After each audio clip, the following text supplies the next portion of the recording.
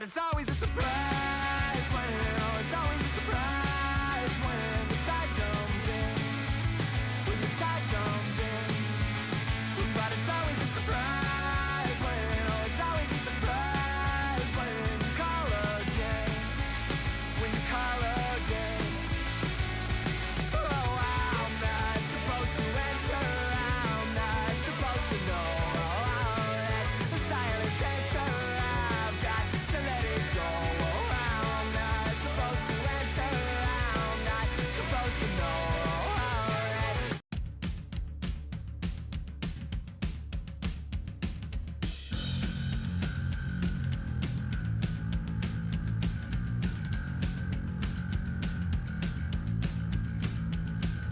Down in the States, they got the left, push the right. Need to give your news where a side against side.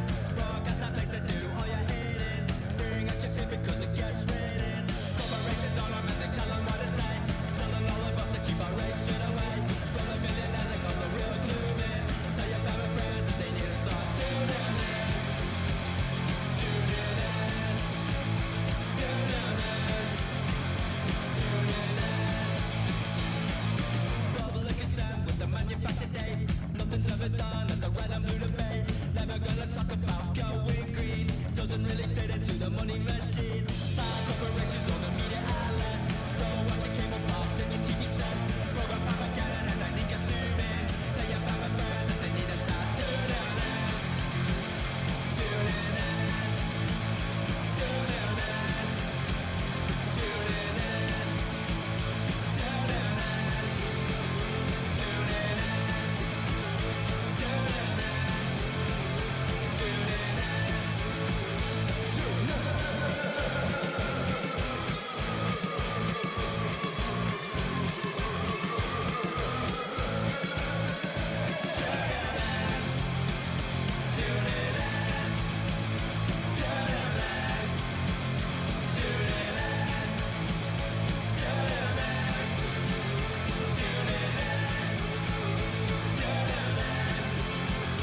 Tuning in.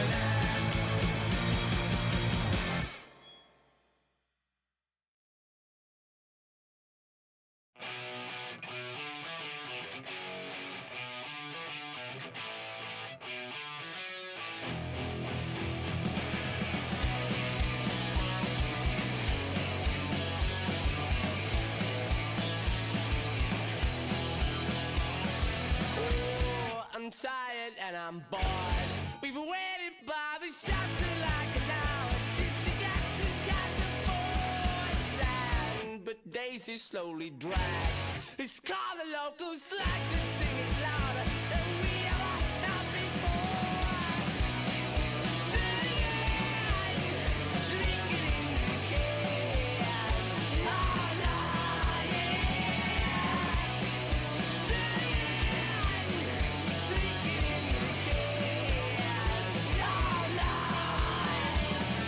We children of the streets, listen to a word about tomorrow. 'Cause the world is at our feet. So try and just relax. Smoke another fag and ease your sorrows. This is life to all I need. Singing, drinking in the tears. Oh no, yeah. Singing, drinking in the tears. Oh no, yeah.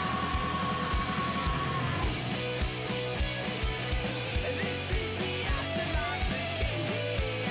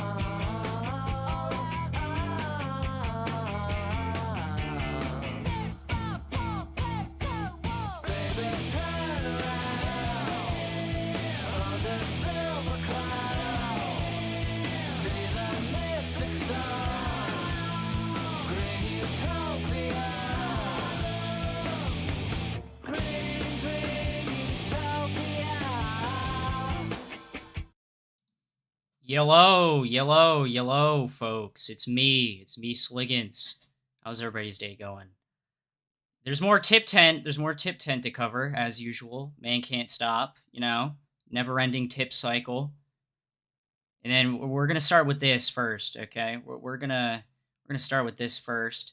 And then the next thing we're gonna cover is the worst double down I've ever seen in the history of humanity. Lex Updog and her terrible response to Supermega and Dawn. All right. So I'm just gonna get right into this. No formal introductions. Leave a like. Share. I'm gonna shill right at the beginning. But oh well. Let's get into it.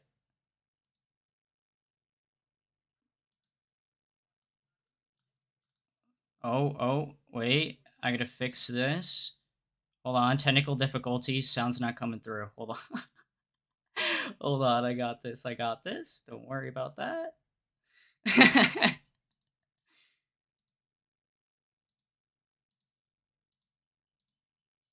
There we go. Now it should be working. There we go. All right, Toastify, show me what you got. As all of worst controversy had begun, this one started with a situation that he totally could have avoided. In place of AP, Tipster had gotten a new prime goth army e-girl by the name of Rum, although she was nowhere near as annoying or insane, but she was. All right, yo, Rum is a capper, liar, capper. Oh, I didn't know about this history of Tipster. I didn't know the law went this deep. Bullshit. Don't give me that. If you can see me right now, I'm literally pointing at my camera like Chud Logic. All right, don't give me that bullshit, okay? All right, get out of here. Pretty weird. On February 19th, I hope Tipster. You know what, Dan? I hope Tipster is crying. All right. The name of Alex Gecko posted a tweet exposing Rum for liking quote little girl lolly CP on main. Whilst I'm obviously not. Oh boy. We're going through this situation. All right, the battle at Lolly Hill, number 7. Jesus. I'm gonna show the image here. It's a drawing of someone who obviously looks. Also, like a hey child Dan, and hey has Purple, and hey although Lucy. they're How's not it going? engaged in sexual activity as would be implied. But regardless, if you're normal, you'd think this is lolly, and it's fucking weird. But unlike DJ Screwdriver's tweet about AP, Alex never mentioned Tipster in his tweet, instead mentioning other orbiters that AP was friends with. So how did Tipster get involved this time? Well, it's because Rum got a bit of backlash from a tweet and vented about it to Tipster, to which he decided to get involved, tweeting this: I see the usual suspects are trying to call someone out for liking lolly when they don't know what the lolly actually is. Oh my god, bro. It's this. Dude, he just died on this dumb hill he did not need to die on, bro. Some things like never at change. all. It's Lolly Tipster. It's a cartoon of a child in nothing but stripped clothing covering the flat chest and crotch. Had to unfollow Rum because her liking it put that. Dude, all right. It's Lolly. It's a cartoon of a child. It's nothing but a strip of clothing covering. Oh my god. I don't follow Rum because they're liking disgusting shit on my timeline. I'd unfollow too. I'd unfollow too as well. Yes, grown-ass women never had small tits before. Small tits, the girl has no tits, Tipster. It's clearly a child. You think it's lolly, but you are comfortable tweeting it? Lol. To show you that as a kid, because clearly you're giving Rum too much benefit of the doubt and need to see what she likes. This is pedo shit. I've seen it already and I don't think it's lolly. I've seen video game characters that look like this and no one bats an eye. Whoa, Tipster, what kind of fucking video games are you playing? Yo, that's a Tipster, you need to show us your Steam library now. Show it now, okay? Show it now. Fucking dad. How is he gonna die on any hill? He's too big to walk up one. I've said this once and I've said this many times before, alright? Tipster is the boulder Sisyphus had to roll up the hill in Greek mythology, alright?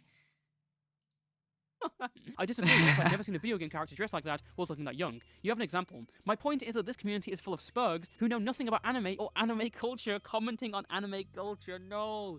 Oh my god, Tipster, stop. It looks so Jesus, looks awful. I stand by my take. Rum did nothing wrong. I will die on that hill. Gonna have to disagree, Tipster. Lolly are typically sexualized children. And this is oh my god. You know the background of this character? You know the rage?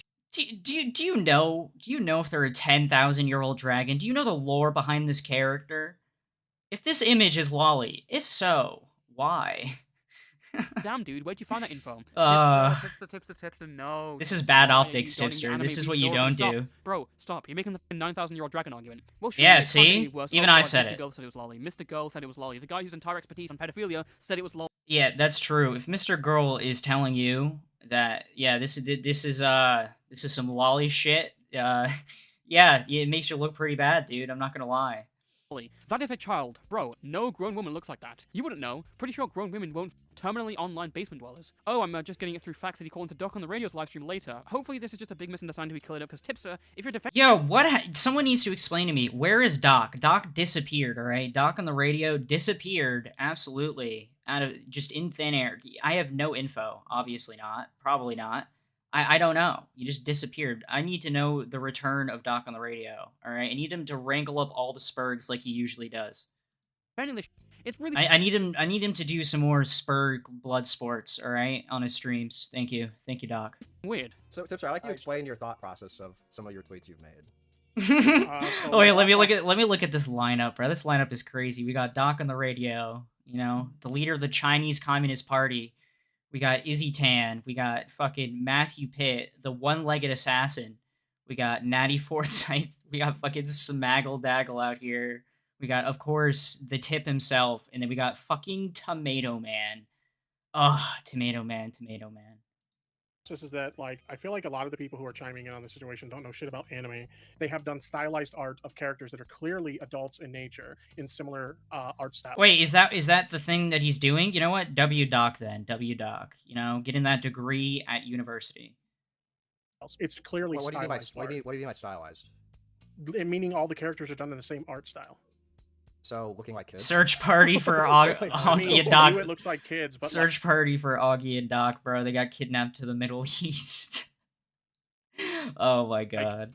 just because you think something is a kid doesn't mean it's a kid. I mean, by that logic, you can make Just because you think something is a kid doesn't mean it's a kid. Oh lord. What kind of argument is that, Tipster? the same argument that 24-year-old reality star, who everybody says looks like a kid, is a kid. Does Tipster not know that the reality star has had people creep on her because of Uh, how she looks? Is not your first reaction looking at that? Like, that looks like a kid? What do you mean? Like, No. what? No, it What? looks like That's not your anime first art to me. reaction? I want to hear Izzy's The point. reason why I brought this up is because this is the same character they brought up in a similar art style in 5 ways. And This is not a similar art style. We're looking at a 3D character here. How is that a similar art style, my dude? Tipster, I know you You like to want run so hard to be right, Wait, but you're trying to Tipster, spin let Izzy something it's speak. not. Let Izzy speak. It's I know you it's not. It's well, the art style. The art style. It's not a child. I swear. It's a very grown, you know, small child-looking person. I swear. This is so. I have Oh, no words for dude. this. So chat. Above image right here, that is the one, the left image right here, this is the one that Rum liked. This artist interacts with this user. The user responds saying, the children that Mochi-san draws look so kind and weak, so cute. Oh, the children that Moki-san draws look so kind and weak. So cute. Bro. I already just want to Kurt Cobain myself. In game. This is awful, bro. Let's say that this is referring to children that this person draws. My whole point was that we don't have enough information to deduce that this is a child. But if it came out that yes, Okay, these are that's child okay. characters, then like I would 100% concede. Bro, it's called common sense. There should not be like a King Arthur Knights of the Round Table discussion about. I don't even have to say anything. Well, I've just been told to go on True. Keemstar stream after this. Maybe this. Oh no, when he went on to Keem and then fucking packed God and packed them up, you know, and started, you know, oh dude. Dude, he was smoking. He was straight smoking on that tippy pack, and he was not stopping, bro. Call in. Let's hear him out. Hopefully he. First of all, what I want to get into is you guys are saying that I'm defending Lolly, and I would never defend Lolly. Okay, I don't advocate for Lolly. But you're defending the girl Who who's liked liking it. Lolly Who for liked it. liking Lolly. So indirectly, you're defending it, right? But my interpretation is that it's not Lolly. Okay, so Tipster, how would you define Lolly in your own personal opinion? How Sexualized define depictions of Lolly? children. But the thing is, we don't know if this like particular character is a child. How can you? It's just comment. Oh, dude, it's so annoying. Use your fucking eyeballs, bro. I know they're popping out of your head, bulging, but like you need to use those eyeballs of yours. All right, and Jesus, get a better prescriptions, Tipster. I don't know what to tell you. That's my only argument here. So let me ask you a question. If I were to draw a picture of a child, right? And then you were to look at me and said, well, that's a picture of a child you just drew, but I were to say, no, it's not a child. It's actually a 40-year-old woman, right? Where's the connect there? Like, at the end of the day, does it look like a child? Does it resemble a child, right? If it looks like a child and it's being sexualized, that is sexualizing a child, right? In the form of an image. Like, I don't see how there's some sort of disconnect there.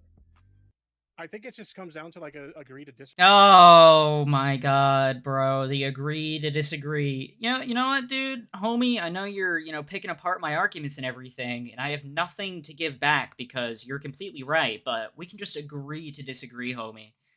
Oh lord. disagree. It'd be Oh, there's the classic tippy tunnel vision. Agree to disagree from Tipster, hitting you right there again. Perfectly valid point, completely blunted by fake concession. He does not want to have this conversation right now. Okay, so you say that you don't like the image, right? So I want to ask you, does looking at that image in any way make you feel uncomfortable? Do I think it's like a really creepy, weird-looking piece? Sure, but I don't. Yeah, dude, the fact that it creeps you out should just say something altogether, bro. It's like fucking that picture of Bill Clinton in a dress, you know, at fucking Jeffrey Epstein's house, okay? You know? Stupid allegory, but you know what I'm getting at. I don't think it's lolly. Okay, so then let me ask you a question. What are the factors that draw you to say that this is a very creepy, weird-looking piece? Because we also agree this is a very weird, creepy-looking piece, and the reason why we say that is because it looks like a child. You could say it's bad art or it's not a well-drawn piece. But what makes you say that it's creepy and it's unsettling, right? You're saying the words creepy and unsettling. So what is leading you to come to that conclusion? Because It's wrong. again, It looks like a child. it's not a piece that I'm fond of. I don't. So why, Tipster, why aren't you fond of it? That's the real question here, alright? Why aren't you fond of it? Oh, maybe because it looks like a child, you know? Oh my god, dude. There was no point in dying on this stupid ass hill of his. Like, at all. don't like this particular art piece. Bro, he just said, I'm not fond of that piece. What, do we have to get you to jerk off to it and study the post-nut clarity to see if it looks like a child? What an absurd point to make. Why can't you just admit, though, that the reason why it's creepy and unsettling is because it looks like a child? Like, that's the only bridge that we're failing to connect here. It's creepy and unsettling to you because it looks like a lewd child. That's what it looks like. You're literally saying that. If it didn't look like that, then it wouldn't be creepy and unsettling to you Exactly. at all. Like, you're literally admitting Backwards to it. logic from Tipster here. I don't know. I just feel like we're going around in circles here because I've given my position. Oh my and it just god, seems like you guys dude. want me to say something that you're expecting. Okay. I'm not. Okay. I feel the way I feel about it, and it is what it is. Oh, it's another classic tippy tunnel vision. It's just a fake concession. We're going in circles. It is what it is. Tipster does not want. It's Tipster. The reason why it's going in circles is because you keep just saying, let's agree to disagree, and they have to keep bringing up the point to get it through your thick fucking skull for you to figure it out. And when I mean thick skull, I mean thick skull. to answer the question. You can't. And I think it's like gross how people are always on a pedo hunt to try and label people as pedophiles, and it's like what? Because they like anime and anime art? This is retarded. And I'm sorry, I just agree with you guys. And Tipster, the point was nobody was calling you a pedophile. The fucking retards were calling you pedophiles. There were some of them, but that was just to get you angry.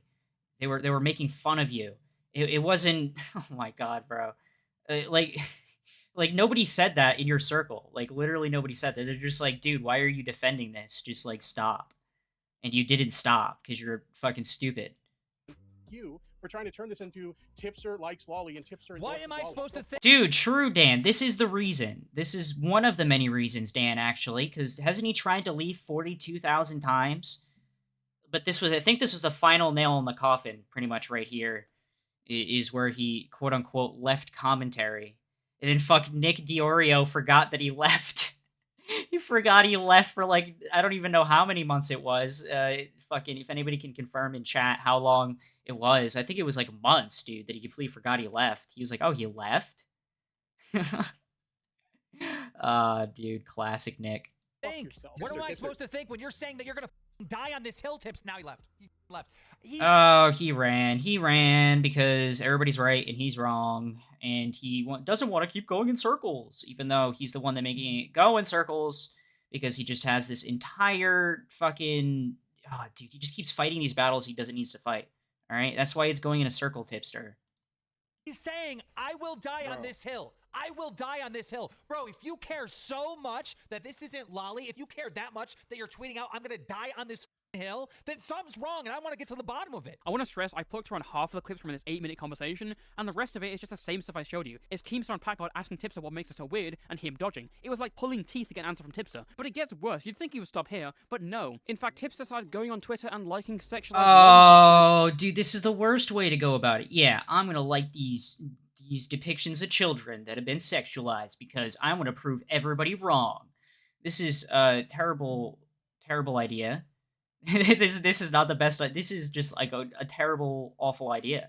Like I'm just baffled that he thinks like this. Someone needs to study this man's brain. It's crazy.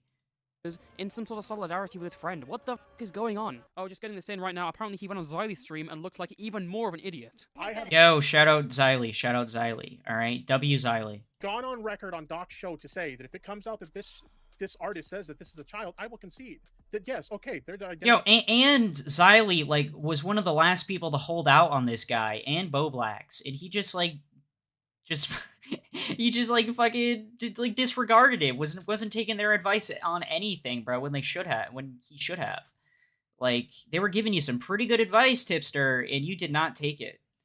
As a child, there's no question about it at that point. What's up, Dr. I am Degenerate? not in any way endorsing like the existence of lolly. I don't consume lolly. Where's the content. I'm not in favor of the existence of lolly content. I'm not even saying that this necessarily isn't lolly. I'm saying we don't know. I don't know how it could be any. Dude, Tipster, it's such a dumb argument because everybody's telling you they know what it is. Like a bunch of people know, and you're just like, no, how do we know? Because people just know because they're top tier analysts were on the scene for this. Okay.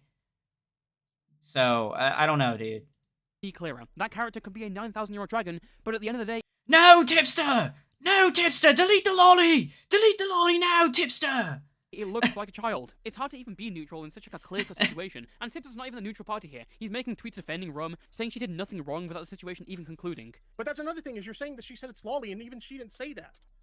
Yeah, she did. What are you talking about? No, she did not say that. She did not say that she thought it was lolly. She said that looks like a child.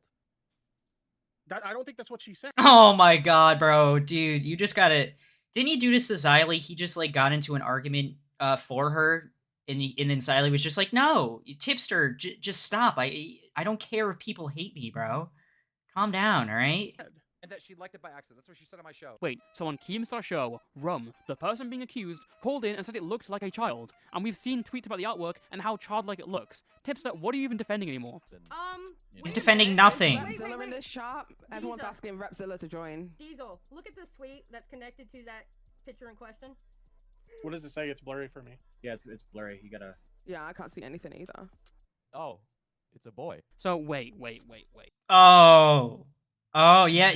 Oh, no wonder why it didn't have any of that. I keep forgetting it was a boy, to be honest with you.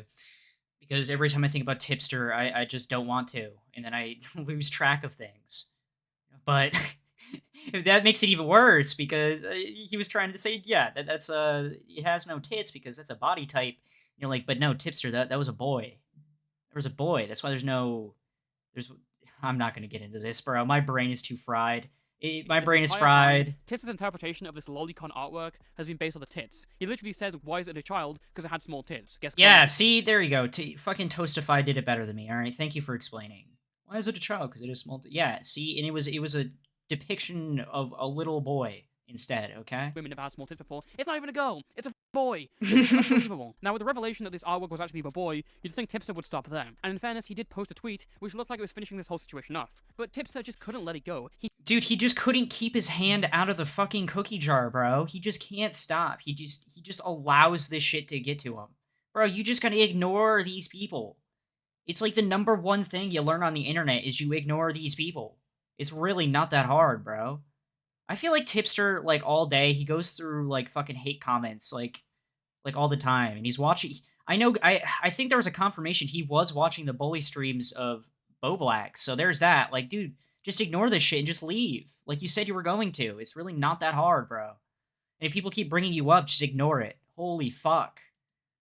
He needed to dig his hole deeper, and so on February 23rd, 2023, he uploaded his career death wish, otherwise known as the video, My Response to the Drama. My position was literally just this. Is this image lolly? And if so, why? Is this image lolly? And if so, why? They fuck. Oh my god, dude. Oh boy, we're in for a doozy. Tipster dude. That soundboard. It's so funny to use. 12-minute response video to the whole drama, paired with the amazing Donkey Kong Country gameplay and music, as he talks about the situation, which should have been settled ages ago. But this is why I was asking the questions I was asking. We knew all about the character that was depicted in this image, and yet judgment calls were being made about it, and I was just looking for a bit of clarification, just to be sure. But Tipster, it's lolly. It's not like a false allegation. It doesn't need this intricate analysis. Rum likes a picture that clearly looks like a child. If it was a 45-year-old, that would change barely anything. I'm not even going to say that Rum purposely likes the tweet or is into lolly. She has said it was an accident, but Tipster's mental gymnastics to justify all this is just so insane. Which, by the way, that's another thing. Just hardcore sweeping and defending.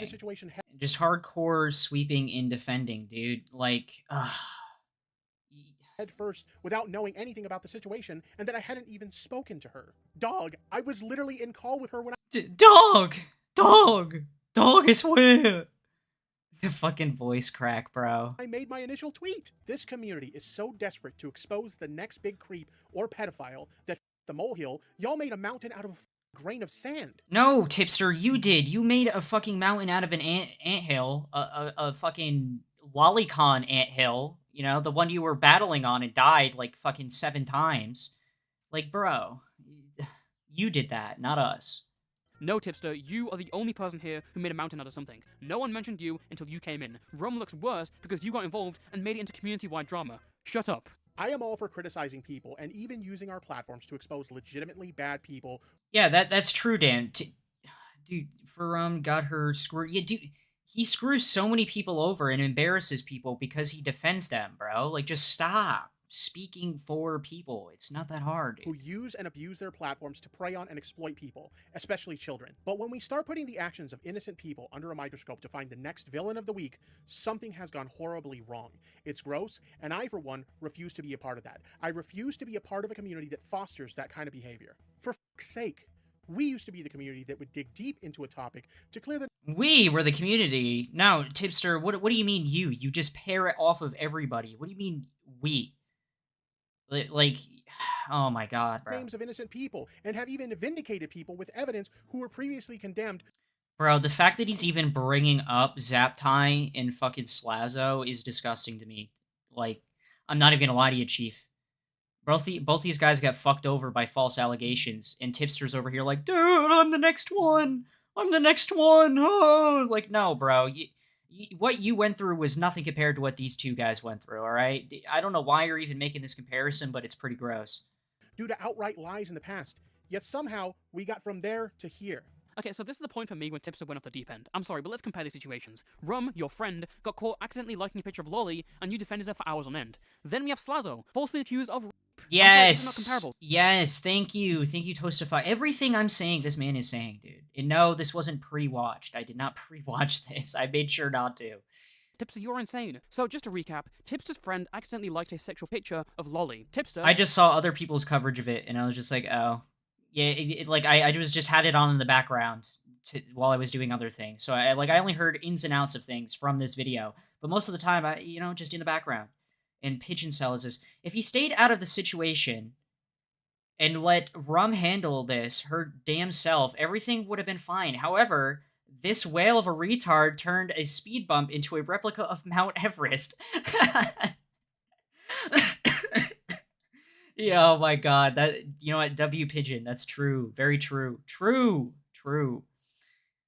Went on multiple streams arguing that the character that clearly looked like a child wasn't a child. He argued to look into the age of this character and sexualized Lolly on Twitter in some sort of solidarity with his friend. One of his biggest arguments was comparing the character's breast size, which was then rendered completely null and void when it was found out that the character was not a girl, but a boy. And then Tipster couldn't let it go and made a video comparing the entire situation to false allegations. I was watching this and I was so confused on how... Yeah, that's a no-go, bro. Never do that. his brain worked to the point where this was an actual point he was making. It's amazing how Tipster managed to get into a situation which just shows off all of his worst flaws, as well as tying him to one of the weirdest topics you could ever defend. It's a situation that has an obvious resolution and could have been easily solved if Tipster stayed out of it, but he just couldn't help himself. He was literally going from show to show to defend the Shota. This was the indicator to jump. Show to show to defend the Shota. Oh my god, Toastify. However, his closest friends in the community had similar criticism for him, but at the end of the day, they still wanted him around. Yeah, see, exactly. People wanted him around, right? Like, back then. But he just wouldn't... They just had to let him go because, like, he was just, like, fucking... just ignoring everyone's advice and, like, just fucking turning on them, bro. I think, like I said, I think it was Xylee and Boblax were the last holdouts. And people wonder why Boblax fucking hates the guy so much is because he fucking backstabbed him with Keffals, bro. He's just like, what the fuck, dude? Why are you saying I'm transphobic and all this other dumb shit? Boblax is, like, the least transphobic in the commentary community. I will have to say, one of the least. Like, it's so stupid to call him transphobic in the first place. Oh my god, bro. Is this a witch hunt for us? No. No, and honestly, just to be clear, none of us are saying Tipster's got to go anywhere or anything like that. Yeah. Just making fun of him. I want online. Tipster It's in not the that community. Look, I am making fun of him. But Tipster had enough. With the exception of a few people in this community that I consider friends, I think the rest of you all are a bunch of fucking parasites, and I want nothing. You all are a bunch of fucking parasites. Oh my god, Tipster. Yeah, it's pretty ironic coming from you. To do with that. And yes, I will die on that hill. After the controversies involving AP and him defending his friend What's from up, bullying, Teddy? Tipster started moving away from the commentary community and cozying up to other online spaces, in particular, Keffels. For those unaware, Keffels is a somewhat known online transact. Where's the money, Keffels? Where is the money, Keffels? We want to know, okay? Activist who I guess got her fame from ratioing people on Twitter. She's Oh, wait, let me go back. Let me play that, hold on. where Keffels is a somewhat known online trans activist who I guess got a 1.7k likes in 13 minutes. We are attempting to ratio a 30k tweet from a notable TERF. Let's show them they are a minority on this website. Get in on this. Don't retweet this tweet. Click what I just quote tweeted. Bro. Come on, bro. That's so stupid. fame from ratioing people on Twitter. She's also well known hate for Keppel campaigning so against the much. online forum Kiwi Farms, using a Dude, her fucking battle with Kiwi Farms was also the dumbest thing I've ever seen. Looked like an absolute fool. Literally just using her platform to fucking grift and make money off her audience, pretending she actually cares about any of this shit, making other trans creators look bad. Twitter following and spearheading the hashtag #KiwiFarms movement. Keffels has gone on campaigns to deplatform multiple creators. She's falsely accused Chud Logic of being a pedophile, falsely accused Destiny of being a rapist. She raised $100,000 for a lawsuit and no one knows what happened with the money. She's under fire for allegations Oh, yeah. Where's the money? related to a server Catboy Ranch, and she's promoted the shipping of black market hormones for kids to go behind their Yeah, that's fucking directions for use. Oh my god, bro, that's pretty gross and disgusting. I'm not gonna lie. parents back and transition. More relevant to Tipster, Keffels also wanted to deplatform him, along with his commentary friends back. Oh wait, what did Teddy say here? I was in a cult. It sucks that Keffels is boring, because that thumbnail is definitely something would click on. In 2022. Oh my god. Actually made partial progress in this. But now, in big 2023, Tipster was interacting and liking all of the tweets and acting like they were best buds. Now, Tipster's friends in the commentary community saw this interaction, and they were kind of weirded out because they've all been critical of her in the past. But at the end of the day, they let Tipster do whatever he wanted to do peacefully. And if he left peacefully, maybe this video wouldn't have been made, or Tipster wouldn't have. True, dude. They were all just like, yo, we don't really like Keffels that much, and we've criticized her in the past. What are you doing, Tipster? And he was just like, oh, I'm just going over here, I'm just meandering. I'm gonna chase a little bit. I'll be right back, guys, you know? And then he just throws everybody under the bus to join Keffels, to fucking join forces with Keffels, to be the fucking Robin to her fucking Batman, dude. It's... Bruh.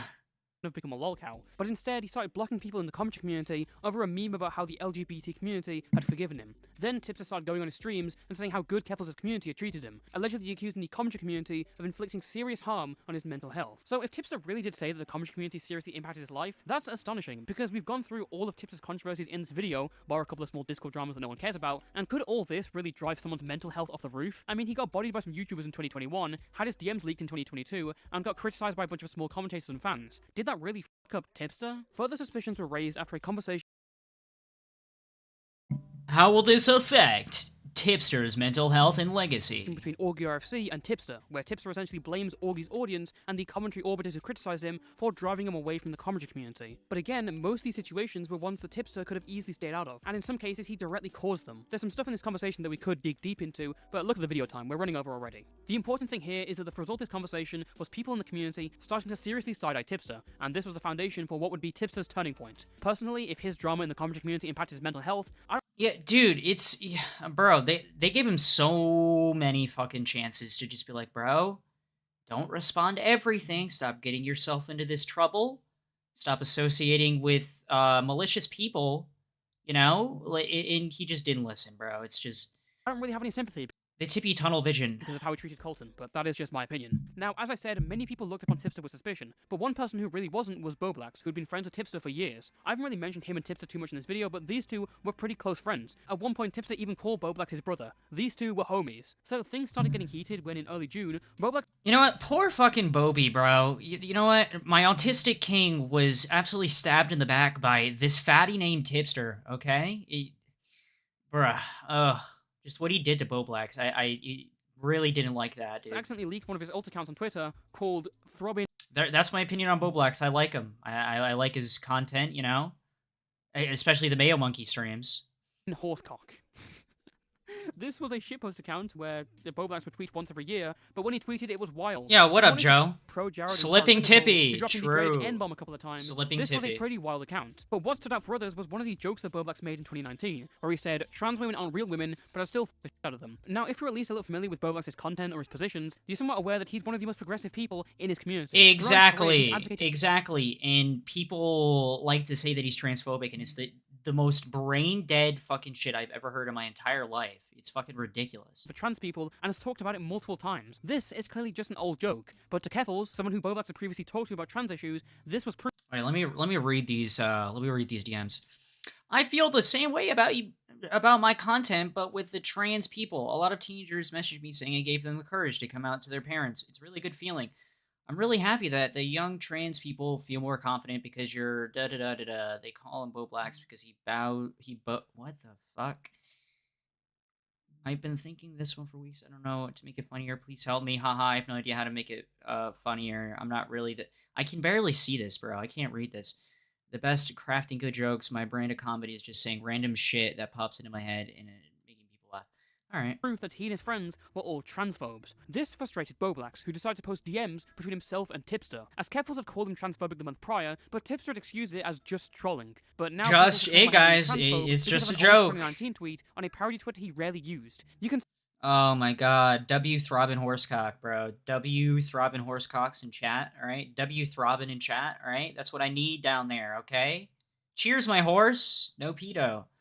See how this kind of invalidates the excuse of it just being trolling months earlier. It's as if Keffels just wanted any reason to go at Boblax. Now, despite being mentioned, Tipster doesn't really have to get involved here. Again, just like with DJ Screwdriver and AP, you can't just ignore what people are saying about you and keep your feelings private. But Tipster obviously hasn't learned how to do that yet, so he had to hop in and argue with Boblax. You're mad, and I'm a bit mad too.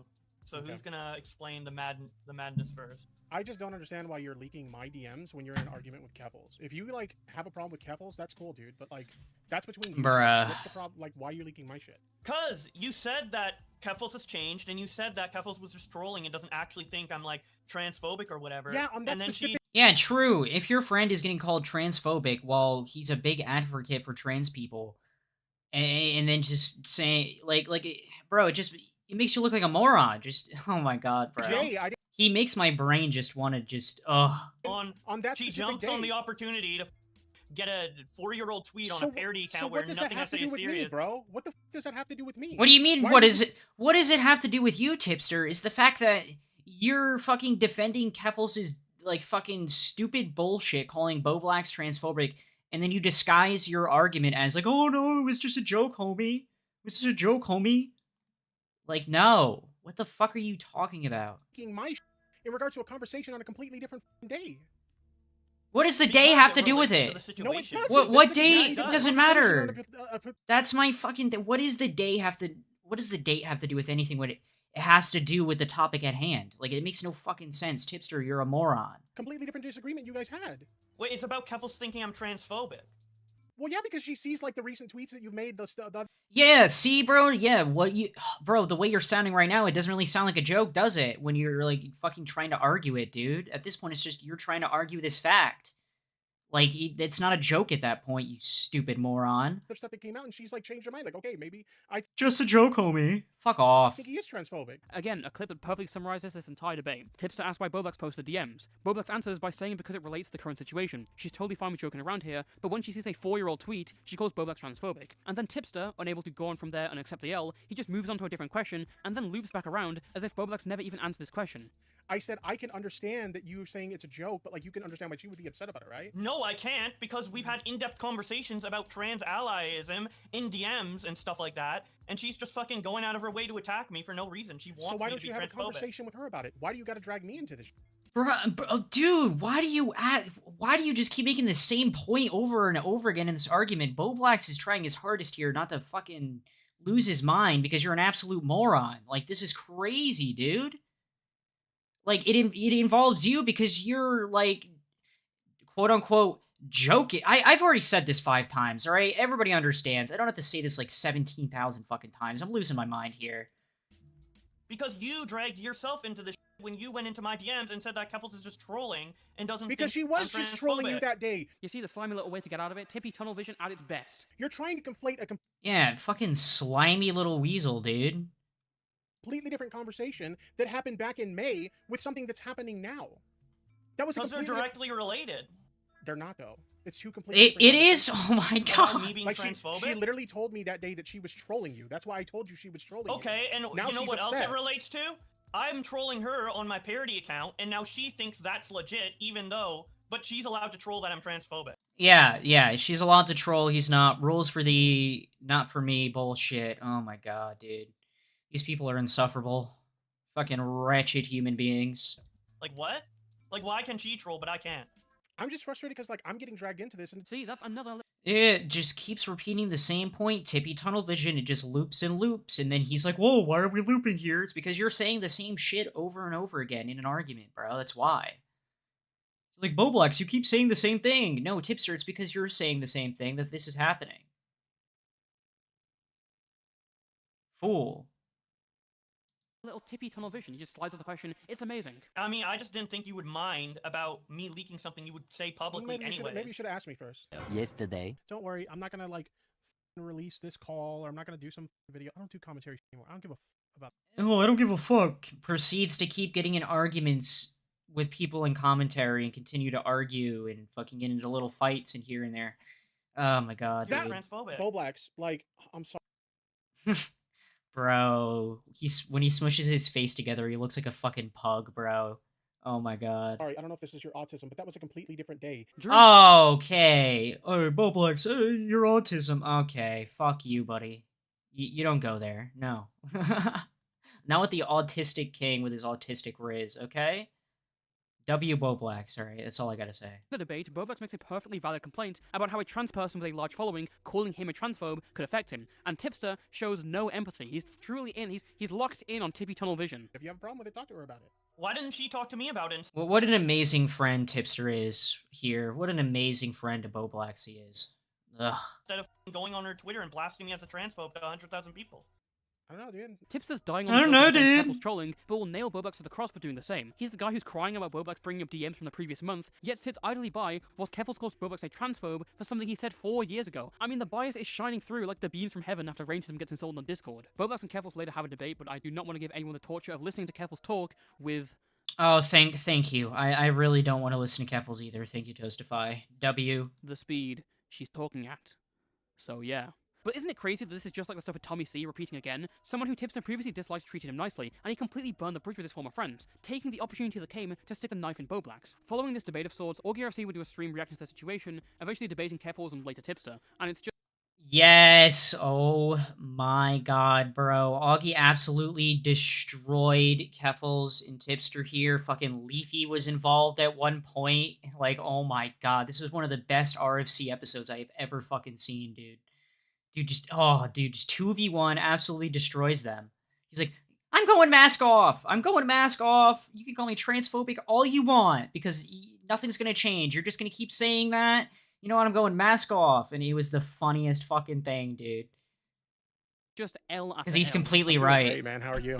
I'm doing wonderful. And then Nick just with his little jabs here and there like he usually does. Just, dude. What I'm trying to understand is why are you guys so pissed about this when Boblax isn't even pissed about this? The It whole doesn't point matter. of me I'm bringing allowed to commentate over the whatever whole the point fuck of I me. want. No, you can commentate on whatever you want, but I'm telling you, like, it seems like you're moral about something that Boblax isn't even upset Whoa, about. Tipster, you can't be using that language like that. What the fuck is that about? Why are you upset over something yes, that yes. Boblax is upset about? Boblax and I had a conversation this morning. And he's like, yeah, dude, you know, I That's don't really irrelevant see to a me. problem like what you did or whatever. Like, you know, you were trying to mediate. That's between us. irrelevant Like, to me. that's the whole point of this. We were mediating a conversation. So you guys are making a big deal, making it seem like I backstabbed Boblax or something. Because you did, bro. You basically did. Like, it's not that hard to see, bro. People aren't dumb like you are. Like, I hate when he acts stupid. He's like he's like that one dude you need to look out for because he's like a mix of, like, fucking stupid and acting stupid. So, like, you never know, like, which one he's doing. So it's just like, ah, fuck, dude. You have to, like, decipher him. When the whole purpose of that conversation was just to mediate a conversation between him and Keffels.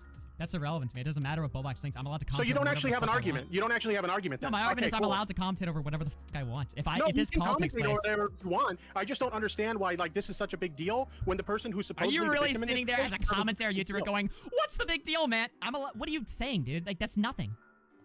I also like how you like told your pivot. audience Okay, about like cool. the So you Colton lost that point, so just situation. pivot to something else. But okay, let's hear. No, let's, no, no. I won the Yeah, blood their sports. tactic is just to scream over each other. That's how Yeah, they that's the only way to. total Augie victory. All right, the total Augie domination right here. Just slapping them both up with the with the verbal beatdown, bro. It's crazy. You got completely exposed as a pussy. Dude, you were like, You got owned. You're a pussy. You suck. Tipster's just like, oh, too many Jack in the Box meals, bro.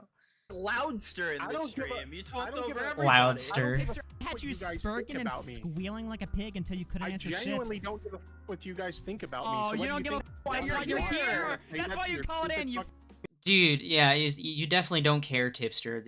That's why you're there. That's why you keep acting this way. You keep responding to everybody. Yeah, I'm pretty sure that you don't care. Yeah, totally.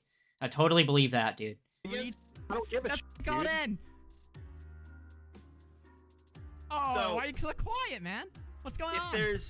If there's a little bit of dead air, I was just wondering. What's so up? what is the secret exactly to being like a healthy relationship with shots? Oh my god, the shot streams and the alcohol. How does one have a healthy relationship with alcohol? Can you explain that to me?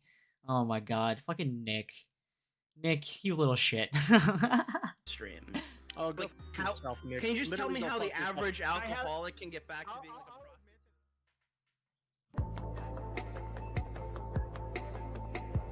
Intermission. Intermission. You know what? I think I'm gonna have an intermission here too. To be honest, I definitely have to use a fucking bathroom. Okay, that's what I'm gonna do. So I'll be back. Let me find this.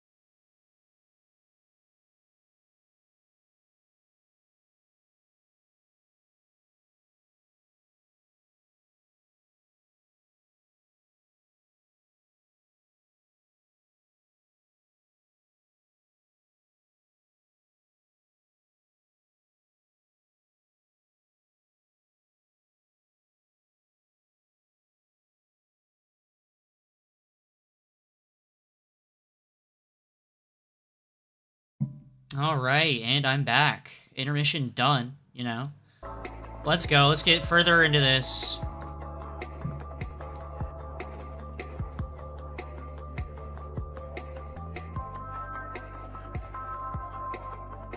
Oh my god, bro. How long is this intermission? Holy fuck.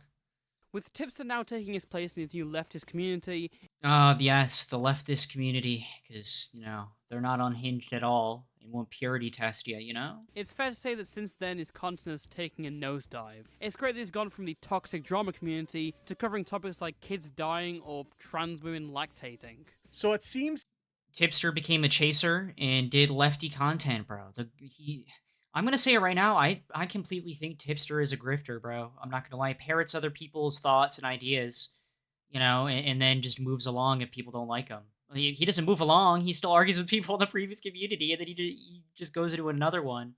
And then I guarantee once the lefties start turning on him like they already are, he's gonna go to a different community after that, and then he's gonna keep arguing with people from both from both communities, and he's just gonna keep going.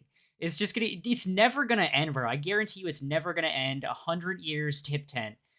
I think this is gonna be my last time I fucking talk about him too, because, oh, dude, there's nothing really else to talk about after that. Unless something big comes out, there's nothing after this. It's just gonna be the same old bullshit all the time. the big left versus right argument for the next few months is going to be about titty milk. Yes, you read that right. Titty milk. Dude, what? This is not how you grow. This is not how you. Dude. Lol.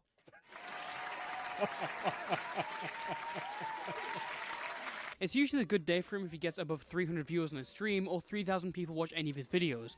And I don't blame them. This guy's You know what, Tipster? I can use a soundboard too. All right, buddy. You know what? We're really gonna get into this, aren't we?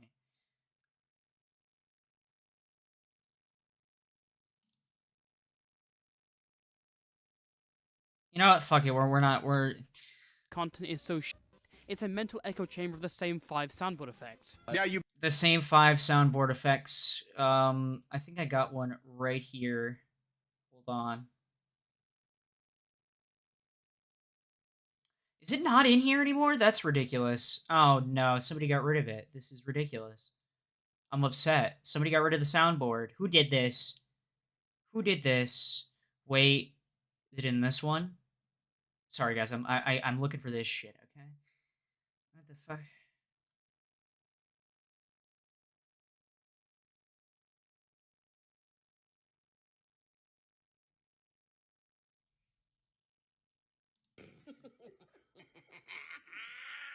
Tippy laugh. There you go. There's the tipster laugh. You can have that About my soundboard. soundboard. I love my soundboard. That's the only one I have from Tipster. Tipster, nobody in your audience likes your sound. That was And before he unfortunate. banned and blocked I really literally just everyone he used to know, fucking he had dead air regularly right catch there Tipster for a ranting about shitty ass someone like 10 soundboard followers effect. Who decided to fuck What with am him I and doing DM with him my in his life? chat. Domino-son, your viewership is dropping, my friend. Aren't you the dip who put out the tweet that was like, yo, dog, look at this 100,000 subscriber YouTuber who only has 42 viewers at the start of the stream? I mean, he's not wrong. It is the start of the stream, but going, like, just fucking trying to roast that chatter in this fashion, he's just terrible, all right? Chud Logic gets one guy a lot, and he does it in a funny way that's entertaining. This fucking tipster just makes it boring. Just so boring. So fuck you! The stream had literally started, hadn't even been live for like 2 minutes, and you put out that tweet. Can you talk about how dishonest you are? Like, holy shit. And even if my viewership did drop that much. Yeah, your viewership did drop that much, though. That's the whole thing, bro. Dude, people that I do podcasts with, like Burn and Leia, get more I think average viewers live than you do. And the only time you ever get anything big now is when is pretty much when you get into big controversy, and then you just start blocking people from chat, so you have less. So the numbers go down even more, though, then. But, well, who am I to talk? I don't have much viewers live anyways, so it's like, whatever. But, like, you can't be going around saying, oh, yeah, I have this many viewers, and do that type of argument when it's, yeah. You know what I'm getting at, chat, all right? Much. I don't give a f. Why do you care? It seems like you're the one that cares more than I do. Yeah, I think you care a little bit more, Tipster, bro. You just let a chatter get inside of your head, okay? Dumbass? Holy sh. Hiding. Okay. We have Domino coming back on an alt account. Hiding my friend Domino from chat will not save your viewership. I don't care. I'm just over here interacting with my chat and watching a read be a read on the internet. How sad is your life that you're Oh my, how sad is your life that you're making fun of me on the internet? Like, bro, you're gonna get made fun of all the time, especially with the shit you do. Get used to it, buddy. Buckle up.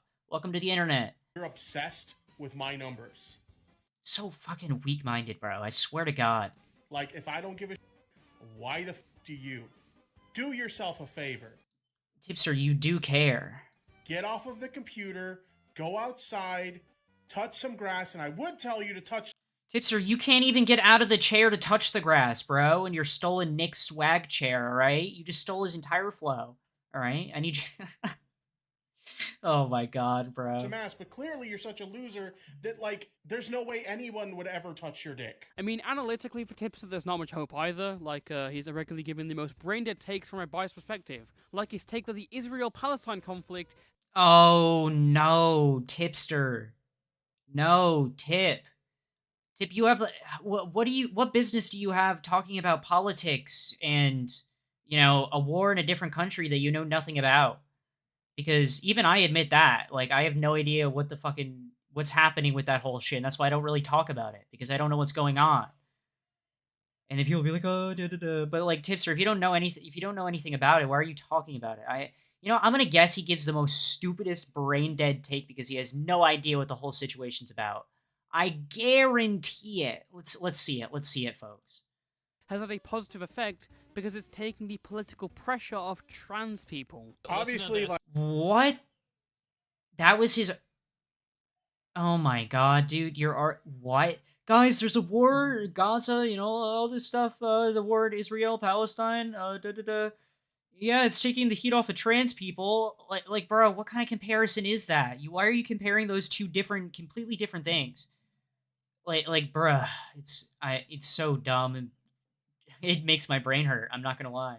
like what's going on in Listen to this. with the Israel-Palestine conflict right now. You know, it's a serious issue, so I'm not trying to make light of it or whatever. But Oh, it's not a serious issue. I'm not gonna make light of it. And here you are, just fucking not knowing anything about it and fucking comparing it to something completely different. But yeah, whatever. one positive thing that's come out of it is right-wingers have been busy talking about that. And Oh, those dirty right wingers. Da da da da da. Shut up. Who cares? Who cares, bro? Dude, people are this fucking insane to this degree where they're just like, I don't accept anybody's views that's on the right. And then you have the other side. It's like, I don't accept anybody's views on the left. Like, dude, bro, the whole point is to have discussions. But, like, whatever, dude. I'm not getting into this political bullshit talk because, you know, I don't know much about it except for that. Like, anybody knows that. That's just common sense. You have discussions so you can further things instead of, you know, fighting all the time like a bunch of retards. and aren't really shitting on trans people anymore. So that's a plus, right? Kids dancing with rainbows is big scary. To be fair, I don't think that's the point being made here. The point is probably that they don't realize why they're doing what they're doing. Parental influence and indoctrination seem to be what they're getting at here. I know what they're getting at. My point is, I don't. What? Your point? Then why'd you make a whole tweet about it like this, bro? It sure seems like you care. I hate how he does this, dude. It's just the same shit over. I don't care. Proceeds to keep fucking mumbling, and then I don't care. Keeps fucking. Oh, dude. Care. But it's not just his former stance on Keffels. Tipster has turned heel and ran away from most of the positions he used to advocate for. Back in 2021 when Yeah, because, like, he parrots ideas, bro. He's a fucking slimy little chameleon. He has no original thoughts. That's the reason why. Keemstar and his wife separated, and Keem began dating a 20-year-old, Tipster was all for it. Keem, how you doing? Hey, what's going on? Can you hear me? Yeah, I'll boost you up a little bit, but you're good. What's up? And dude, you can't pull the whole, oh yeah, I'm still learning, I'm still growing. I realize, that I'm changing. My opinions change, bro. You're a grown-ass man. If you're still learning by the age of 30-something, I think there's something wrong with you mentally. I think you might be a little bit slow. Okay? But, Jesus Christ, dude. Like, oh yeah, Keem, congratulations, enjoy your new girlfriend, da-da-da-da-da, later on. Oh, Keem's a pedophile. Bro, what? They're two grown-ass adults, I don't care. I really don't care what two grown-ass adults are doing, like, in a relationship, okay? I really don't. Like, some people may find it weird, yeah, it's, whatever, it's a little bit weird, but, like, who cares? There's no children involved, why should you care? You shouldn't. That my girlfriend is hotter than yours. She's a pretty good-looking girl. You did really well for yourself, Keem. They just all became irrelevant. I'm sorry that my career lasted so long that the only people left to like associate with and communicate with. Ah, dude, I think Keem lost his touch, man. Lolcow Live ain't doing so hot. Dude, I'm gonna be real with you guys on Lolcow Live. I'm only there for Tommy. I'm only there to watch Tommy. That's it. That's all that's really happened. Also, the fucking meetup, the Lolcow meetup got fucking canceled. Anyways, to stop derailing from the current topic, aka Tipster, we're gonna continue. Are in their 20s, but based on that, what do? I go on TikTok, I go on Twitter, I go on Instagram, I play Fortnite. I have more in common with a 20-year-old, right, than I do with a 40-year-old, than I do with a 30-year-old, than I do with, you know what I'm saying? So Yeah. what are we? I ain't Yeah. taking no L's. Yeah. Well, it's like I told you before. It's like everybody's just mad because you're living your best life. So, dude. Cool, dude. Well, congratulations. You look like you're like super happy. When you said Shit. one Fucking A. comment, Nope. Yeah, I'm super happy. Now, I gotta go, Tipster. Me and my girl, we gotta play some Roblox. All right, take it Oh easy, my god, we gotta go play some man. Shout out to Roblox. Keem. Thanks for coming on, man. But 2023 comes around, Oh. and suddenly Keemstar's no longer the cool one as Keffels, so now you have to accuse him of being a pedophile. Here's another one, Larry. Wait, because wait, did he? So Keem makes fun of Keffels, and then Chaser Tipster out here, white knighting. He's like, oh, Keem, you know that shit I said a couple years ago? Oh, congratulations. Oh, well, I completely changed my mind because you're attacking, the homie, the trans goth mommy Keffels, and now I changed my mind. You're a pedophile. Like, this is so stupid, bro. Lyrics. Back in 2022, Lyrics was being made fun of because of some very weird lolly pictures that he liked on Twitter. Now, at the time, Tipster defended Lyrics, and he brought this up in his big response video as a point. And second, that's a retarded. Tipster just fucking turns on people so fast if, like, the person he likes defending at that point in time is just, getting attacked by previous people that he defended. It's just so dumb. Fucking argument, because I literally gave the same defense to Lyrics last year. Someone who not only doesn't have tits, but also made multiple videos on me. Someone who arguably didn't deserve my defense, and yet I did it anyway. And his case was even more ridiculous. Several of the images he was called out for weren't even remotely inappropriate, like fully clothed, non-sexualized characters. It was insane. Bro, it was insane! But uh-oh, here comes 2023, Lyrics is making fun of Tipster, faking DMs as memes. So what does Tipster say? Faking DMs for relevancy? Damn dog, you really fell off. Just don't share lolly on stream again, and maybe everyone in the Bro, really? This fucking dude. This guy. Slimy little weasel, bro. Ugh. commentary community won't shit on you again, to the point that you cry and run away again. Wait, we need to put him in the world's largest cannonball. Just shove him in that and just, fire away. And just see where he ends up, okay? And just not bother them from there. You literally defended him before. You were one of the only people who defended him. You are the last person who should be making fun of anyone for crying and running away from the commentary community. He does a lot of crying and running away. It is true. I don't know how he's able to run away. It's more like a slow, roll down the hill away. But yeah, it's whatever. Community. Tipster has even gone to the point where he has turned on his own religion. Dude, yes, bro. He was this big Christian dude wearing the cross around his neck. He's like, yo, I'm hella religious, dude. I respect my morals and values as a Christian. Proceeds to be in the fucking DMs of goth mommies fucking sinning. Bro, like I said, Tipster needs a priest now, alright? We need to get these demons out of him, making a goon, doing all this dumb shit, just sinning all the way, sinning every day. For his internet community, Tipster was repping the Catholicism. He regularly wore the cross on stream, and much of him includes the same cross to this day. Ooh, and Catholics are a bit more brutal about people that turn on the religion, so... Tipster, you're kind of stupid, bro. I don't know. But whoa, now we're in a different community. Hold up. I want to believe this is real. If conservatives can believe in Jesus, then you can believe this is real. Tipster, you... What? Oh my god, bro. Just because somebody's... Oh my god. Your profile I'm not picture gonna get literally has into the fucking cross on it. I'm sorry, but appealing to Sky Daddy doesn't do it for me. Move along.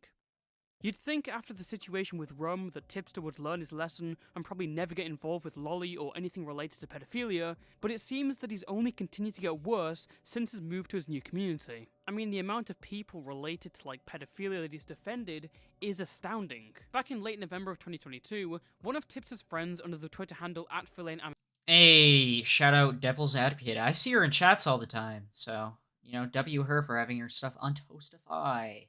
Misto made a tweet calling out the artist Sophie LaBelle. Sophie is a trans-Canadian cartoonist who was called out after drawing a piece of diaper fur kink art. No, we're moving on.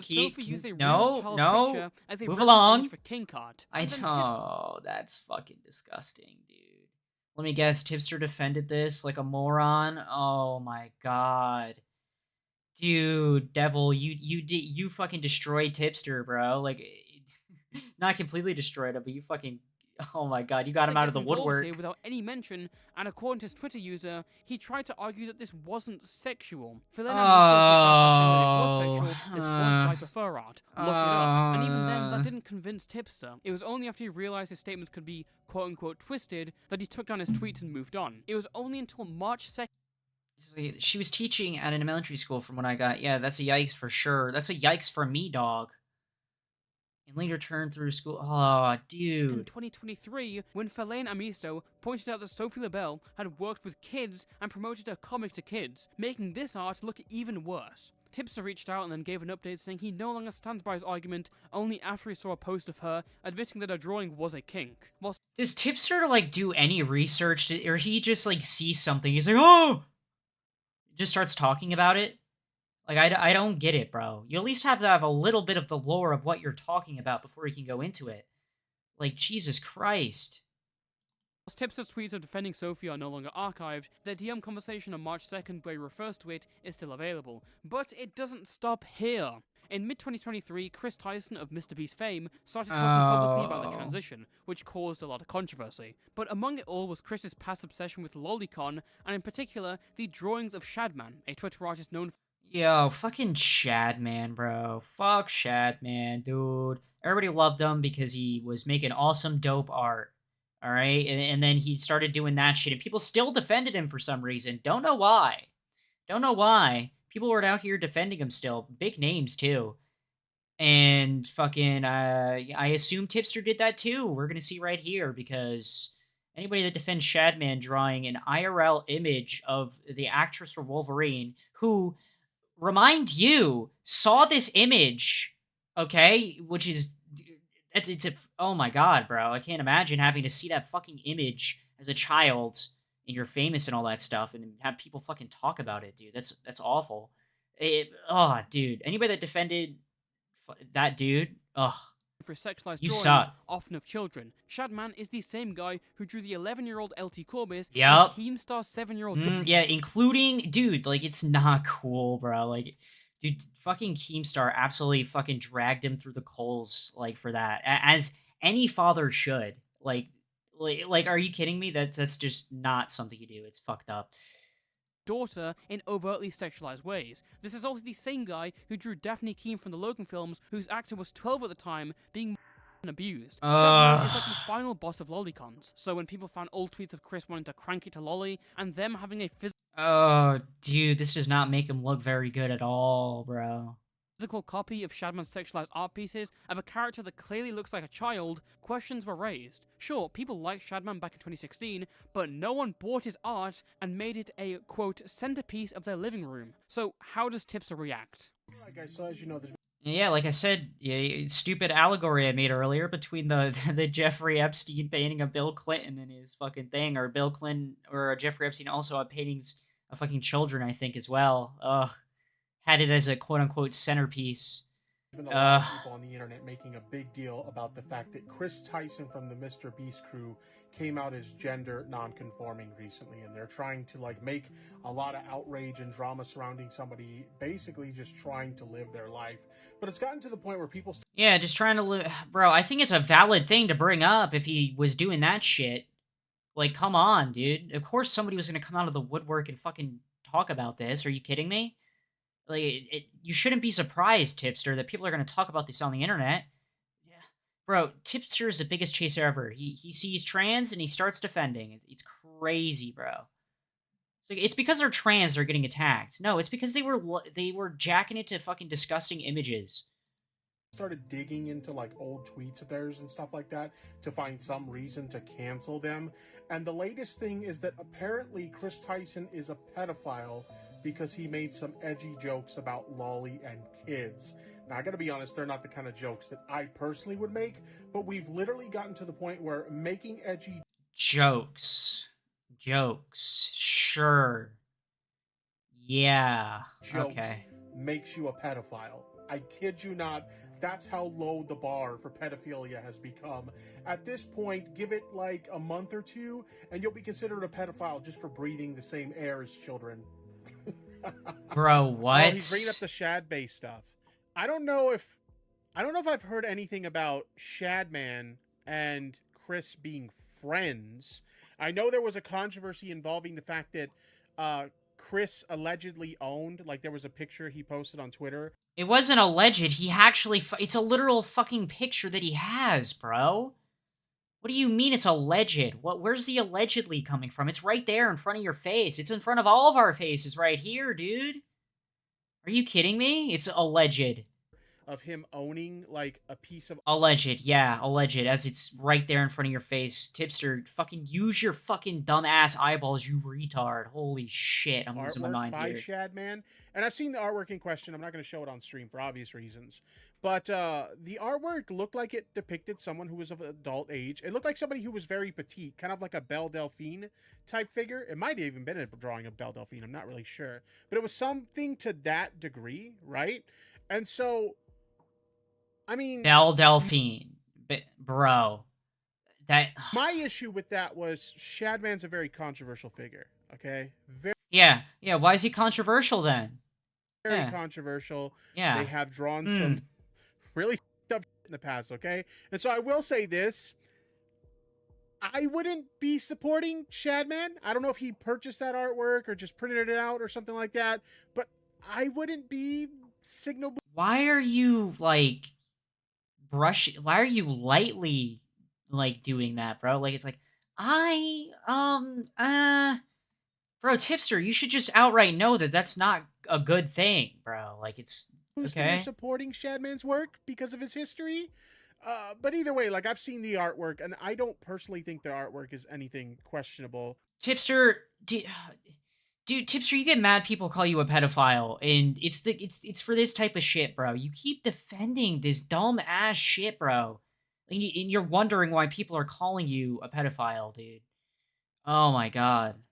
Bro, not again. Tipster, the girl has braces and a missing tooth, is being drawn by a pedophile. But of course it wouldn't end there. You guys heard of Natty Forsyth, Nathrix, Scrimzox? Any of those names ring a bell? Well, they're a Roblox YouTuber who got chased out of every community they joined because of their weird past. Natty is known for sexually messaging multiple minors online, as well as being openly sexual to their mostly underage fanbase and sending gore to minors on Discord. They have also posted a video... Wait, hold on. Multiple out of every community drawn by a pedophile. But of yeah, course hold it on. wouldn't end there. You guys heard of Natty Forsyth, Nathrix, Scrimzox? Any of those names ring a bell? Well, they're a Roblox YouTuber who got...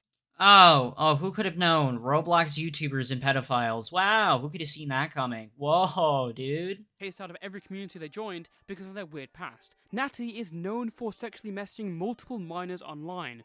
Alright, so he's known for this shit. I assume the thing he's going to get into is that Tipster defended these people as well, I'm going to assume. Jesus fucking Christ, as well as being openly sexual to their mostly underage fanbase and sending gore to minors on Discord. They have also posted a video advocating for MAPS, or minor attracted persons. After Tipster left the commentary community, Natty Forsyth was one of the known people in his circle of friends. And keep in mind, everything I've told you... Wait, he was in his known circle of friends? He allowed this motherfucker in there with... Was this shit already out? Was he a known pedophile before? What? If he... I'm absolutely shooketh at the fact that he would allow someone like that into his circle. Has been well known and documented for a while, but Tipster still will... Made him friends? He got the homie role, the friends of Tippy, a fucking admin role, and a mod. You had a pedophile as your mod, bro? What? What is wrong with you? ...associated with this person for months. Natty Foreskin says, please turn your camera back off. Yeah, turn your camera off, Tipster. I'd rather just not look at you after, you know, knowing this shit. Holy fuck, dude. Okay, there will be no calling him a pedo in my... Or sorry, her. There will be no calling her a pedo in my chat, alright? I know people have their opinions on Natty. What opinions, bro? Isn't it proven though? Dude, there's just like proof upon proof of things. And he's just like, nope, I don't think that. I don't think that at all. Totally not. When the fucking proof is in the pudding right in front of your face. It's literal proof in the pudding, Tipster. You'd love pudding. I guarantee you eat fucking pounds of it. I wouldn't be surprised. Oh my god, dude, this guy makes me so mad sometimes. I gotta calm down. I'm spurging. And it's like, whatever, y'all can have whatever opinion you want. but no calling them a pedo in my chat. Relax. Yeah, you know what? I would have been in there calling him that. I wouldn't care. Are you like, what? Just to stir some stuff up. Okay. It wasn't until September 2023 when Natty did a sleep stream in her underwear, where Tipster finally saw it as a step too far, but seemingly... That was when you thought it was a step too far, Tipster? What? None of the other stuff seemed to bring any suspicion up. Why? Why give the benefit of the doubt? Yeah, there's literal oh my god, dude. This guy makes me just like... Someone needs to study this man's brain. This man's brain needs to be studied, okay? Holy shit, dude. To these clear-cut cases. In February 2024, Tipster got the most attention he's got since leaving the commentary community, which was when political... Cheers, my horse, no pedo. Oh my god. Streamer and local horse Vosh accidentally revealed this folder full of lolly porn on stream. What? And Vosh's ownership of lolicon. Oh yeah, guys, I didn't know. I didn't, you know what, guys, Vosh, he's a good guy. He's a good guy. He didn't know what he downloaded. He totally didn't know. That was Tipster's whole argument during this whole situation. Was like, he didn't know. He gave the benefit of the doubt to him as well, bro, when he was literally there, right in front of our faces. Like, he downloaded it, bro. Like, why would he have it in there? Why? What else would he need that for besides gooning material?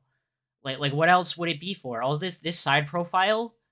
This is gonna be a really dumb joke, but he has the side profile of a horse. Horses and Vosh, you can't escape it, bro. This man is not allowed within 1,000 kilometers of a stable, okay? Put a lot of his strange and questionable takes that he'd argued in the past regarding CP into even more questions than they had previously. If you're not paying for child pornography, then there is no argument in favor of morally condemning people. What? What? It is possible for an adult and a child to have a sexual relationship.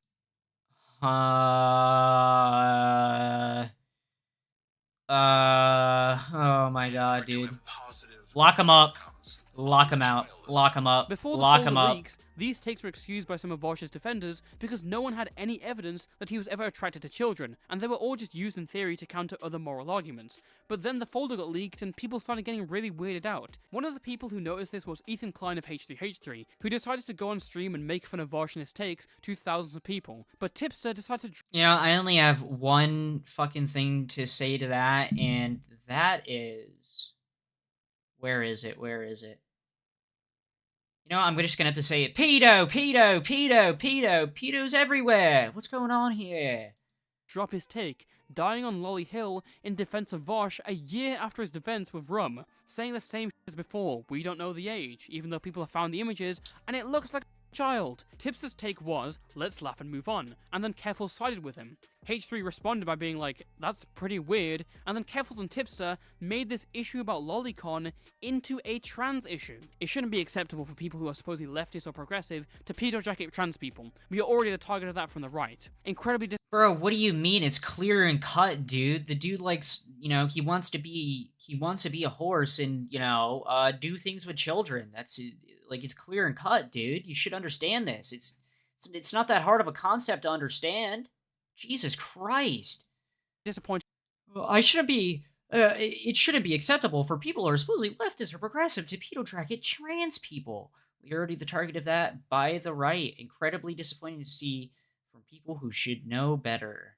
To see from people oh who my should know god, better. bro. It's not even pedo jacketing, bro. This guy...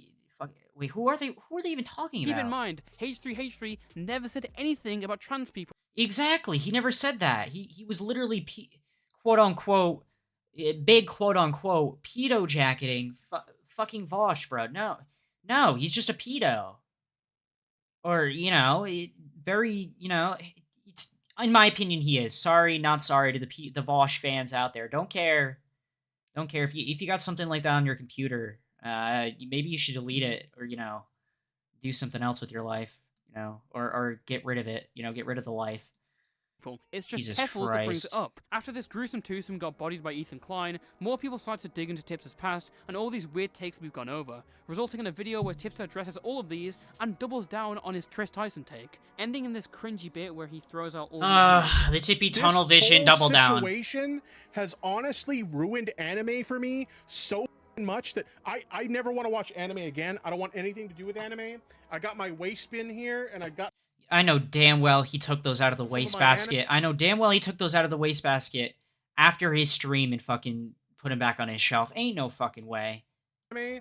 We got This is just sad behavior. Death Note, one of my favorites. F it, throw it in the bin. We got some Dragon Ball Z, another great anime show. Throw it in the bin. Robotech seems pretty harmless, but who knows? Maybe there's some lolly in there. Throw it in the bin. Ease, based on one of my favorite RPG franchises, in the bin. Hell, Tipster, the thing is, you can watch anime and not be a weirdo. Holy shit, it's not that hard to understand. I don't know how many times I've said it's not that hard to understand during the stream, but take a shot for every time I've said it, okay? You'll probably be dead by the end of the stream, okay? But Jesus, dude. Not everybody that watches anime is a weirdo, but you keep defending the weirdos. hell, I've got video games that are anime inspired. Those go in the bin too. Check his Steam library. We need to check it now. We need to check it now for lolly games. Ease, the video game, gone. The Final Fantasy games, there's probably some lolly in there somewhere. Get rid of them. Oh, Final Fantasy VII Remakes, gotta go. Catherine. Dude, I'm too lazy to zoom in, but if you threw away Final Fantasy X, I'm gonna be very upset. One of my favorite games of all time. Pretty sure there might be something sussy in there. Let's get rid of it. And just for good measure, Ethan calls people he views as lolicons, he calls them lollipops. So we'll get rid of Lollipop Chainsaw just to be on the safe side. Bro, really? Oh my god, this is just saddening, bro. So sick of anime at this point. I want nothing to do with it. No anime in my house. You don't like my opinion? Totally fine. But No, like, no, that's it's where I not stand about on your it. opinion. Oh, yup. This entire fucking... He lost to Food Shops, bro. He lost to fucking Food Shops in a fight because he kept doing the, let's agree to disagree, No, homie. it's not about your opinion. And then, you know, dude, two people I don't like on this panel. Two fucking people. Food Shops, number one. I mean, I don't understand. Who likes Food Shops? Unless, like, you laugh at her. Like, that's it. You can just laugh at her. It's pretty funny. Or Tipster. Oh, no, actually, three. Tipster, fucking Food Shops, and Keldoge. Keldoge, you fucking suck. I'm gonna say it right now. Emery was right. You were straight up cucking the content. The only thing you did was bring Tipster to the call, and then you just kept fucking interrupting Food Shops versus Tipster, all right? You were cucking the content. Emery was correct, okay? Like, dude, Keldoge gets on my nerves, bro. I can't stand that person. Wretched. Didn't come here to talk about like this stupid, all right? Like I came here for a completely different conversation. I came for a completely different conversation. You know how many times Food Shops ask you, hey, do you want to bring this to another call? So people are interrupting, asking stupid questions. And he's just like, oh, no, I don't want to do that. I want to be the same fucking VC as you. Fucking, oh my god, dude. Conversation. Yeah, that's fair Like, enough. I didn't even want to talk about this I didn't even want to talk about this, and yet here you are talking about it. stupid Vosh anymore. Wait, Like It's called the Streisand effect, you fucking retard. Do you understand that? The more you keep talking about it, the more people are going to talk about it. Okay? Jesus Christ, it was just like that fucking Merc off the perk stream. Shout out Simpman and J-Stock and everybody over there. Oh my god, bro. Merc off the perk doesn't know what the Streisand effect is.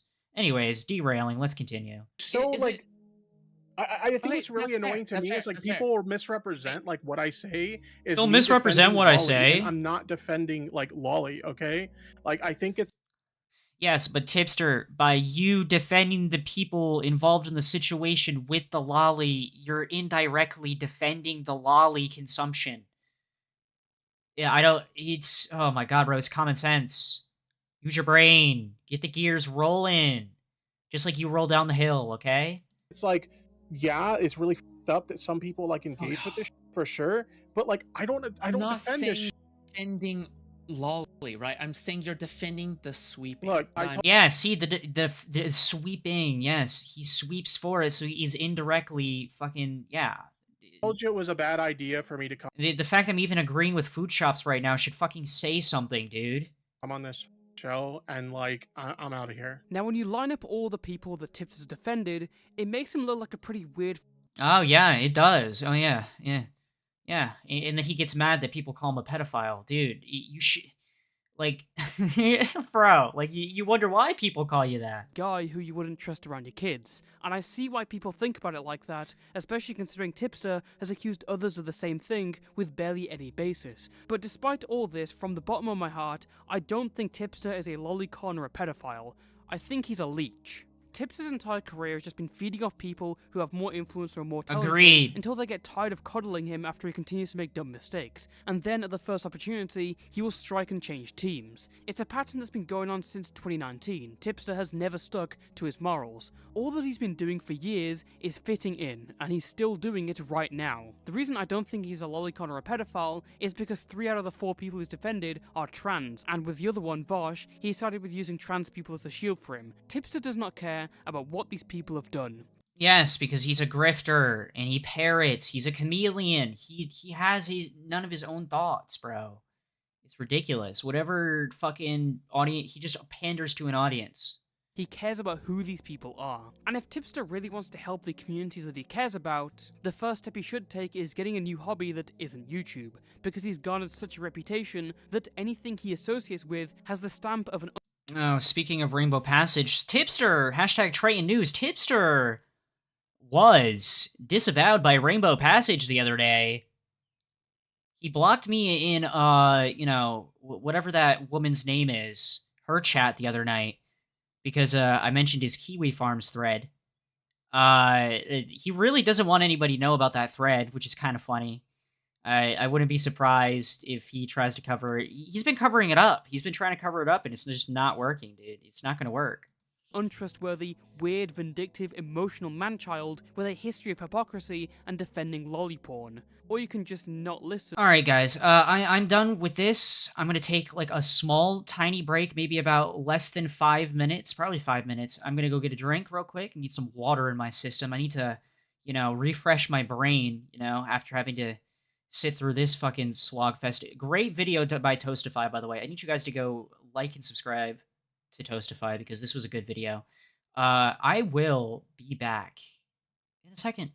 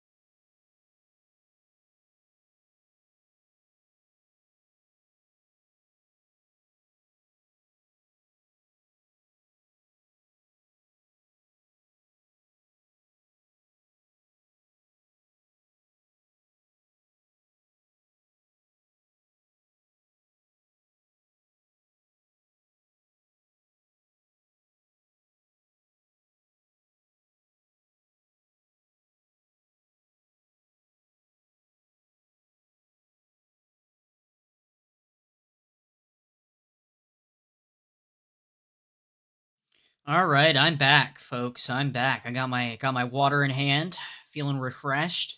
Brain is refreshed. Had to use a reverse curse technique to heal my brain. But here we are. Here we are. We're gonna get into this Lex Updog response. This dog shit response video. This absolute horrendous video responding to everything that's happened. I don't know why anyone or why she released this video. She literally could have just moved on, but she, this is a real big Katie Bugs situation. One thing I will say is that she does change a couple facts in here from her first stream and it just makes her look even worse.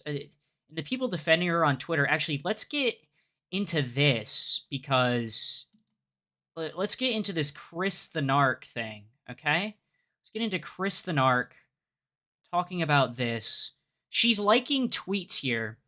These are liked tweets by lexupdog, people defending her with the most brain-dead logic I've ever seen in my entire life. You guys are literally the parasocial weirdos Lex outlines in her video. Not parasocial, it's called criticism. And she made this shit public, so I really don't see the problem with it. If you're going to talk about SA victims, alleged, it was a he said, she fucking said bullshit. I'm fucking stuttering my words. I'm a bit stupid. But holy shit, like honestly, I lean more towards like something in the middle.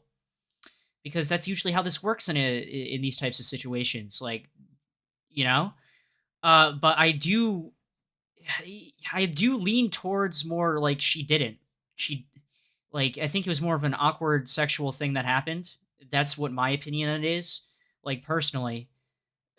But some people can have it the other thought, but like the way they're just framing this with like no evidence, like, and just saying she is a complete victim immediately without like any further proof, as usual. These people are ridiculous.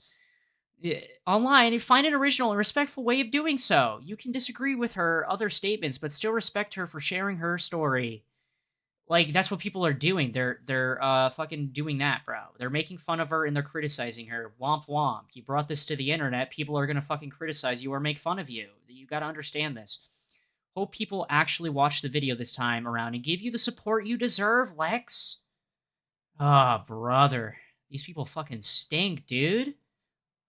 Watch the video this time around. Bro, people did watch the entire video. You know what's funny? People used the previous video to point out the lies you said in this video, Lex, which is kind of funny. That's a funny thing, right? You saying people, oh yeah, go watch the original video. This person's fucking stupid, bro. Okay, this is an immature way of dealing with someone who has went through something really traumatic. What fucking bro, dude, I don't want to even hear about fucking trauma from this person, bro. I really don't. I really hate this. Oh, yeah. Oh, my God, bro. These comments just help prove that you would rather believe unfunny YouTubers who are offensive, ironically, than someone who is SA'd. Yikes. Unfunny YouTubers. Which ones? Because the people that have gone over this, pretty fucking funny, okay? Chud Logic, hilarious guy. Hilarious guy. Great content. Definitely go sub to him, alright? If you already don't know who he is, which most of you probably do. And then, obviously, love you so much. I'm so sorry people have continued to be so dismissive. It's not the fact they're being submissive. It's the fact that her story just isn't adding up and people are calling her out on it. If your story doesn't fucking add up, then people are going to call you out for it. What else? Come back after harassment campaign. What harassment fucking campaigns are you talking about, moron? What harassment campaigns? Harassment. Oh my god. Directed her for insinuating she's a liar. She is a liar. It's been proven that she is. She's a liar / manipulated by others. I don't know about this manipulated by others, but she sure as hell is manipulative. This is how rape culture is perpetuated in companies. Higher-ups protects their friend. What are you talking about, bro? Supermega literally said, yeah, we made a mistake, yeah, da-da-da. Like, most large companies wouldn't even do that. Are you kidding me? AAA companies try to bury that shit, and then leaks come out, and then they get called out for it, and then they have to make an apology. They just straight out of the gate were like, yeah, we made some mistakes. Like, what are you talking about? Is there any more here? So much. Didn't even have an iota of the type of response, and it's ridiculous to act like she's harassing them. This obsession over Leighton, not her story to touch, and expectation of her to answer every single angle is also how abusers perpetuate rape culture. Perfect victim. Yeah, she has the biggest fucking victim complex I have ever seen. So much entitlement. But we're gonna get into this. I'm gonna try to fucking not have a a brain aneurysm, brain rot, having to deal with this dumb woman, this dumb broad. You could tell I can hate her, right? You could just tell that I'm very upset that I have to deal with talking about this woman. But it's content, all right? We're here for the content. We got to slug through it. And before I start it, everybody, I'm gonna shill right here. If you're liking the stream, go ahead and leave a like. Share the stream with others. Leave a comment after the video goes live, after the thing goes off. Do all that. Hit that bell icon as well and sub. I think I already said sub, but you know what? Let's continue. I'm a fool. Well, it's been a while. We personas. What the fuck was that? Why did it skip to the end of the video? What? I hope you're doing well. Okay. Oh, as you can tell. It's been a while. Before we get into it again, look at this. Just look at that. 3.7k dislikes in 635 likes. She's getting demolished right now. And look at this. Did my comment get deleted? Oh, no, it didn't. I was about to say it was sorted by newest. But she's just getting demolished down here. Worst double down in the history of double downs. I absolutely agree. Horrendous. Let's not forget. Yeah, she deleted this comment, by the way. Something about, Lex, let's not forget about how I originally talked to you about, post about Don grooming me, yada, yada. I don't know. I'm going to take that with a grain of salt to begin with. But the fact that she deleted it makes it a little bit suspicious. I'm not going to lie. It just makes her seem a little bit suspicious in that regard. But she has been deleting comments. I don't know about any other comments she's been deleting, but... Ugh. I hate this woman. We got some stuff to look at and some stuff to talk about, so I don't really have much to say. 6 months later, by the way. So for just a quick recap, just gonna go through what's been going on since I posted my last video that's on this channel. I posted my video and Rav posted his corresponding Twitter post with mine on July 27th, 2023. In it, I give a little background on Dawn and I's relationships past, and then I go on to detail the assault that happened that took place. Alleged assault. Alleged. Alright? Me personally, don't think it happened in the way that you said it did. I don't think it is. I'm gonna say it right here.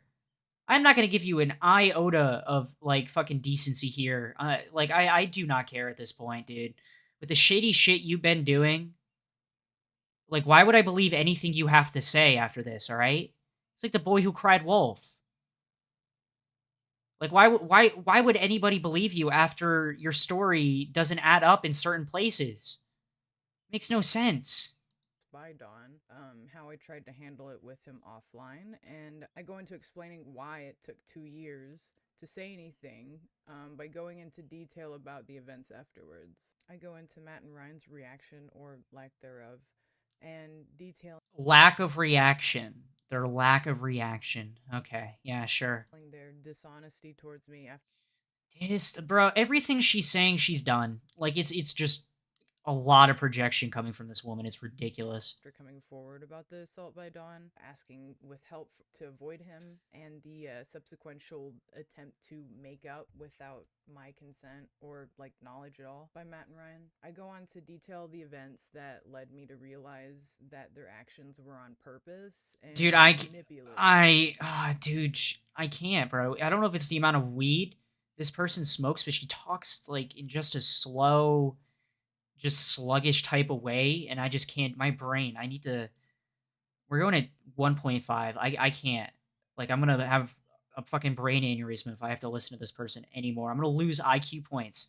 I'm gonna have the IQ of E. Skelly, bro. I'm gonna have an 87 IQ by the end of this stream. I swear to God. Sorry, Skelly. I roast you right there. Such as simply refusing to speak to me after it was just jokes, just jokes. About Dawn, and using that against me to emotionally blackmail me due to the fact that I was unhappy with them. Hold on, let me dude, because I've seen this going around. Like I said before, I've seen a little bit of coverage of this by Chud, because he went over this video, and a couple other people did as well. But Jesus Christ, we were. She calls this emotional blackmail, right? By her definition, this is emotional blackmail. I'm gonna show you how ridiculous it is by reading out this absolute, dishonest take on. Oh yeah, emotional blackmail. Okay.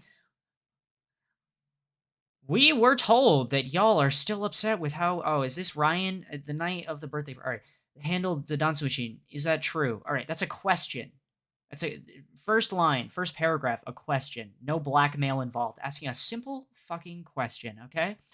If the problems you're talking about aren't that and are just an off vibe, then yeah, we've caught it too. Whether it's the standoffness we're getting from y'all, acting in a rude manner, or when invited to my birthday party, or what seems like directed negative sarcasm in a recent group chat.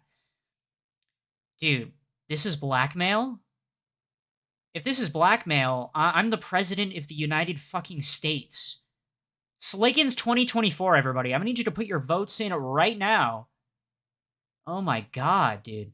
The night of the birthday party Ryan is referring to here happened the same day they tried to get me to talk it out. Dude, how are they supposed to know? At this point, didn't you not tell them? Didn't you not tell them at this point? Like, so how are they supposed to read your fucking mind about that? Unless I'm completely wrong and I'm getting my timeline mixed up and they already knew about it. But I don't think they did. So how are they supposed to know? You're like standoffish, like you're doing all this shit. What? Of course they're going to start asking questions. Like, this is like simple human interaction. Like I said, these people's brains need to be studied. I've said it 1,000 times on this stream, bro. The fact I have to keep repeating myself is fucking ridiculous. But holy shit. Emotional blackmail my fucking ass, dude. Or emotionally blackmailing me over being sad at Ryan. You were not emotionally blackmailed, you dumb broad. Birthday party, despite having seen Don, the guy who assaulted me that same very day by his own fault, and the video with. Yeah, but did they know? How the fuck are they supposed to read your mind, you dumb cunt? Oh my god. I'm gonna call you it. Fuck you, you dumb cunt, okay? Oh, it's so dishonest and weaselly and slimy. I hate it. Speaking about how I want to move on. You can tell I'm very passionate about this as well. This woman makes... Oh, dude. From what happened and heal from my trauma. Don's first apology, he deleted the day after, so that's cool. I found it on Know Your Meme, so shout out to whoever did that. So Don starts off by apologizing. Yeah, this whole situation is literally on Know Your Meme. Because you're a fucking joke. To Lex for any trauma that she may feel regarding our past relationship, and then goes on to apologizing to the people who, quote, may feel like they were being lied to or kept in the dark. He retells the assault as, I asked her for oral sex and she said no at first because she had a cold sore. This implies I said yes. I had a cold sore and I didn't want to give him anything, and I explicitly declined oral multiple times. Nope, that is not true. I've seen this on a different coverage of other people. In her previous fucking her previous video she made, she said she did give consent, and now right here she's saying she did not. So there's one, strike one, buddy. Makes you look a little dishonest. It makes me not want to believe you. Okay, it makes me just not want to believe you. Your story isn't adding up here. As he was attempting to coerce me and force me to do so. Like, at the end of the day, how am I the bad guy for not wanting to believe somebody where their story does not add up in the slightest? Like, how am I going to be a bad guy for that? I don't think I should be, you know? I'm looking at it from the outside in. Despite giving clear indication that then and that morning that I didn't want to. He told me it was fine. It wasn't fine. There was a lot of splitting hairs of if I was actually forced to or not because of Don downplaying what he did, not realizing that that's coercion, asking someone multiple times over and over. What? Okay, she needs to get her definitions in check. Like downplaying assault. Later I asked again, and she said yes, but be careful, not to be too rough. Hold on, let me share this. What he's describing is not assault. He's just describing like a sex act, and it's. Yeah, and that's how you made it out to be, because in your last fucking video you said you consented to it. And that, oh yeah, he was going rough on me, and it just like I had a cold sore. And I was like, be careful. Like, bro, what?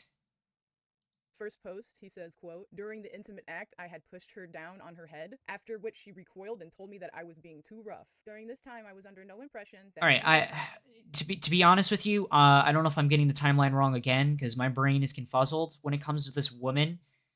Like, bro, she's trying to like mix up things, mix up the timeline, mess with things, and she's acting like we're not gonna go back and look at it. It's fucking ridiculous. Had occurred. However, I realize now that this was extremely traumatizing for her. It's like, okay, he's like talking about me like a Oh yeah, extremely traumatizing. We're gonna go over this. We're gonna go over this as well, bro. Because oh yeah, when she hops on the stream with Pethan, Mr. Pethan, pathetic Ethan out here. Ethan is online, and they start watching the sub count of Supermega going down. She's all gleeful, all giddy, laughing about it. Like, oh yeah, you got raped. And you're saying they covered up your rape, but you're like, oh, yeah, fuck you. All right, it's pathetic. Dog that like just heard thunder and like hid under the bed. He says, I then profusely apologized and we ended up watching TV and going to bed after. That's not how I recall it at all. So that's interesting because how I recall it is consenting to sex because I was freaked out and scared after that and then getting choked and blacking out. What? See, I knew about this as well beforehand, so it's not very shocking to me. But dude, she just added to the story or added another aspect to it that wasn't there before. Yeah, I was scared and, I felt like I had to do it. Oh, and then I got fucking choked out and I blacked out, dude. I blacked out. Totally happened. Like, bro, where did that come from? Why didn't you talk about that first? That makes no sense. That's what I remember.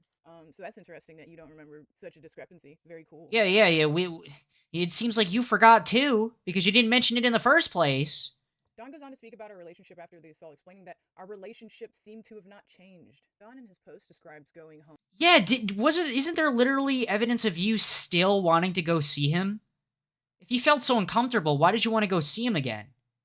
Another aspect that doesn't make any sense. It just makes you look like you're lying. And Supermega not using his art anymore, then cutting contacts with him afterwards, and apologizing to me again via Discord, and for some reason includes that he got no reply. It genuinely just feels like he doesn't understand that he did something bad. Like, it just kind of feels like he's like, come on guys, it's no big deal. Like, he should just, it's a you problem. What else do you want from him, bro? He got ran off the internet, bro. People fucking destroyed him. He had more trauma in this situation than you had the entire time. If anything, he got dogpiled the most. He got the shit end of the stick. You could have gotten away with this. You could have moved on. But no, here you are. Fucking... Oh, dude. Oh, bro. Also, look at these bangs, bro. These are awful. This is god-awful hair. What the fuck is this? His apology was received pretty badly, considering that Don mostly corroborated my story from the POV of a guy who's trying to sidestep accountability for assaulting someone by implying it could be my fault for Don assaulting instead, I guess. Unfortunately, during the last recording, I got up and forgot... Outfit change number 1. Everybody, so many outfit changes during this video. The third paragraph of Don's first apology that was deleted, so I'm filling in now for that part. In this particular paragraph, Don says, at this time, I had contacted Matt and told him what had just gone down. So this implies that Matt was told first about my assault by Don and his side of the story. At his house, I'd explained to him and Ryan what happened and the details about the November trip and what she had told me after Creator Clash. So Don got to LA. Alright, I'm just gonna read this ad.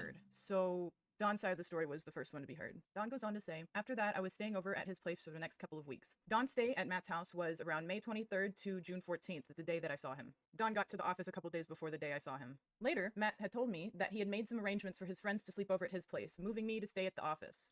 Don goes on to say, a couple days at the office. Yeah, the office where you got to live rent-free for months and did absolutely nothing. They did a fucking service for you, and you went and turned around and fucking tried to snake them like that, bro. Oh no! They made me homeless! But hey guys, I just bought a brand new Jeep that I can go around because I'm on vacation. Like, what is wrong with you? There is something wrong with you. Had passed when Matt called me and said that Lex was on her way to the office. So this was June 14th. Don says, I was given no prior notice that she was going to be there or moving to LA. It was at this time that I decided to leave to stay with other friends in the area. Don's second apology was on July 29th. Bro, he literally went to go stay somewhere else to get out of the way of you, as anybody would, to be honest. The fuck would he go and stay there? Oh my god, brother. After my video, Don seems to have pivoted from his argument corroborating my story to extending sympathy, then implying I'm either overreacting or a straight up liar. Don apologized. You are a straight up liar, and I will fucking die on that hill Tipster, this is the type of hill you want to die on, buddy, okay? Like, I don't believe a single fucking word from this person because not everything they just say, it just doesn't add up. Everyone, he's upset first, then me. He references things that have been said rather than saying what he did or saying what was said. Yeah, saying what was said because it's a he said, she said situation. We aren't there. We can only corroborate, we can only go off of what both of you said. And in your story, you literally have changed things like Katie Bugs, first and foremost. You've fucking lied about you lied like 4 times already in this video. Like we're not stupid here, bro. We're not fucking stupid. It's ridiculous. References his first now deleted post and saying it had poor wording. Don shifts blame and says I shouldn't have tried to ask her again, even if it was just twice. He asked you twice? If anything, that guy's, in my opinion, that's just him being beggy at that point. Just being a little beggy dude. That's cringe, but like, what the fuck? Don starts to talk about things unrelated to what happened between him and I, such as how our relationship continued afterwards, implying I didn't have a problem with him. He lists the times he's apologized. All right, so you're not denying the fact that you were still, like, around him and seeing him. Why didn't you speak up or say anything? People can't read your fucking mind. We don't live in the age... We live in reality. There's no superpowers here. We can't read your fucking mind, okay? Jesus. The night it happened, when I talked to him about it in person and online, Don addresses Supermega's part in this. Whoa, why are you just flashing? Hold on, woman. You're just flashing shit. Let me... I talked to him about it in person and online. Don addresses Supermega... Bro, are we just gonna have to go frame by frame? Is this what's gonna have to fucking happen?